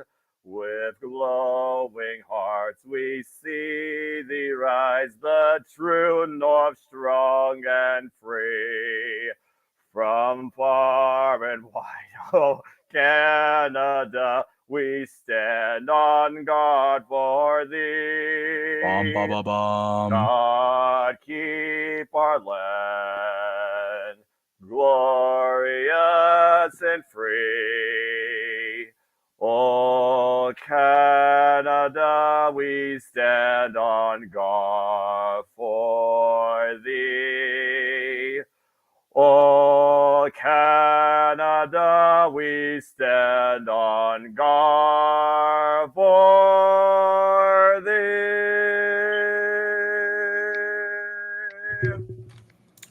Bret Hart's proud of you. Bravo! That was amazing, Noah. Game Hope on! you enjoyed that, Arlene. Damn y'all. We sure did. Oh, God. 4th of And now a screw job. No. 4th of July, they're gonna- Right? 4th of July, they're going to do the Star Spangled Banner. I can my already see God. it now. God. That's right. Oh, that was tremendous. That's a great way to end the show, but we're not done yet. All right, let's see what the hell we got here. Okay. No more singing. Get this thing done. Right. Yeah, no, I agree with that. Really quick, again, I want to thank my buddies, the LA Dolls, for an unbelievable outing last night at the Harvell's in Santa Monica. By the way, that place has been around since the 30s. I just found out about it last night after having lived down there for a while. So get out to Harvell's if you're in the area. And, of course, you can see the LA Dolls again at the Topanga Social here in the San Fernando Valley on the 17th and the 31st. I will be at those shows. I won't be at the other show for my other friends on the 30th because we wrestling karaoke that night. And we're starting off that night with the man called Sting. So there you go. Just a quick little teaser for the future. I think that's it. Walter's plugs are coming. I am scrolling up. There it is. Oh, there you go. Walter. There we go. Oh, there we go. All right. So for the X, Walter Alex Cruz. It just turned 3 a.m. People, I'm tired. At Walter Alex Cruz, the business Instagram is Cowfire Farms, and the @Rage of Wrestling YouTube. Sorry, I didn't do the watch along for UFC 299 today, but I didn't want to blow my voice because I knew I was going to do that special intro today, and I had the mic set up and I had to practice and stuff. So I couldn't really order the pay-per-view and didn't want to miss half of it and spend $70 on missing half the damn pay-per-view. That's fair. That's fair. But I will do UFC 300, which is April 13th, a Saturday, while you guys are doing the TNA or not TNA, AEW specials. But yeah, follow me on that, and that's it for me. I got simple plugs. Everybody that books and promotes sports entertainment, can we get a night of memes? Can we? Right. You know? Between that, all this shit with the UFC, and then fucking, Mike Tyson preparing to kill Jake Paul on live television. Like, Jesus, can we not? Right. I can't wait to call that. Hopefully, I was gonna say I think we are gonna end up calling that. We're still working out the deets and everything, but I think we're gonna end up having that too, because Noah, what is sleep, right, brother? Damn right. But that would be a call by Stat Boy on lead commentary. So we'll see if he agrees to that. I mean, if he didn't want to, whatever, fuck it, like whatever. Yeah, right. All right, kids, that's it. That's it. We're done. Everything's in the what? No, I'm sorry. I'm sorry. No memes. No memes. I actually finally got my plugs in. Finally updated. I have to share one because I don't have time to render it in unless you can give me time. Actually, wait. Just share screen it already. Oh, I got it. Okay. I forgot I'm a producer as well. So, ladies and gentlemen, coming up on my channel, stupid shit that I talked about earlier. Jay Hibbert Side, it's coming. Go check it out. Jay Hibbert Side of Things is there's the QR code. Just subscribe to my channel. I'm gonna put that shit right over here. 2 episodes gonna be coming up Monday and Tuesday, followed by another 2 episodes next week that I have in the can as well. Then we'll actually be all caught up, and then it will be weekly or bi-weekly from that point on. Depends on how I feel. But yeah, be on the lookout for that. And yeah, Gary Hebert Hockey, like you said, there's the QR code. It's official. Yes, there you go. Woo, woo, yeah. That's important to see, I suppose. Yes. Go check it out. So Arlene had a super chat that I was addressing, and then we got glossed over because Noah had to sing. So quick and dirty answer: they're having the tag match be the main event on night 1. So both world championship matches will be on night 2. Yes. So that's easy peasy. But thank you for the $5. 0 people to 4 working 2 nights. By the way, who's fighting Seth Rollins on night 2? Drew McIntyre. Drew McIntyre. Oh, that's fun. For the 3rd The time. savior of WrestleMania. Right. That'll be fun. That's right. Spoiler, He he's prayed for winning. that and it became a thing. No Punk at Mania. All right. I'm going to send He it prayed around. to the wrestling gods, Moose and JBL. That's right. Oh my god. Hey, don't forget about Baron Corbin. All right, here we go. Here we go. So, man, back your voice. Noah Foster. For Mr. Reliable, Walter Cruz. For Datilla, teleporting back into the command center. For the He-Man, James Hebert. For the technology challenged, poor bastard, JJ Williams, and his phone, and his daughter who kicks ass. Yes. I am Jeff. You know what? I'm tired as fuck with it. I am Jeff motherfucking Meacham, by God. This has been Open Mic Night. Hopefully we'll be back at regular capacity next week, but I doubt it because we crazy people. See you guys Monday for all our shit. So, as Noah would say, have a good night, folks. Adios. Bye, everybody.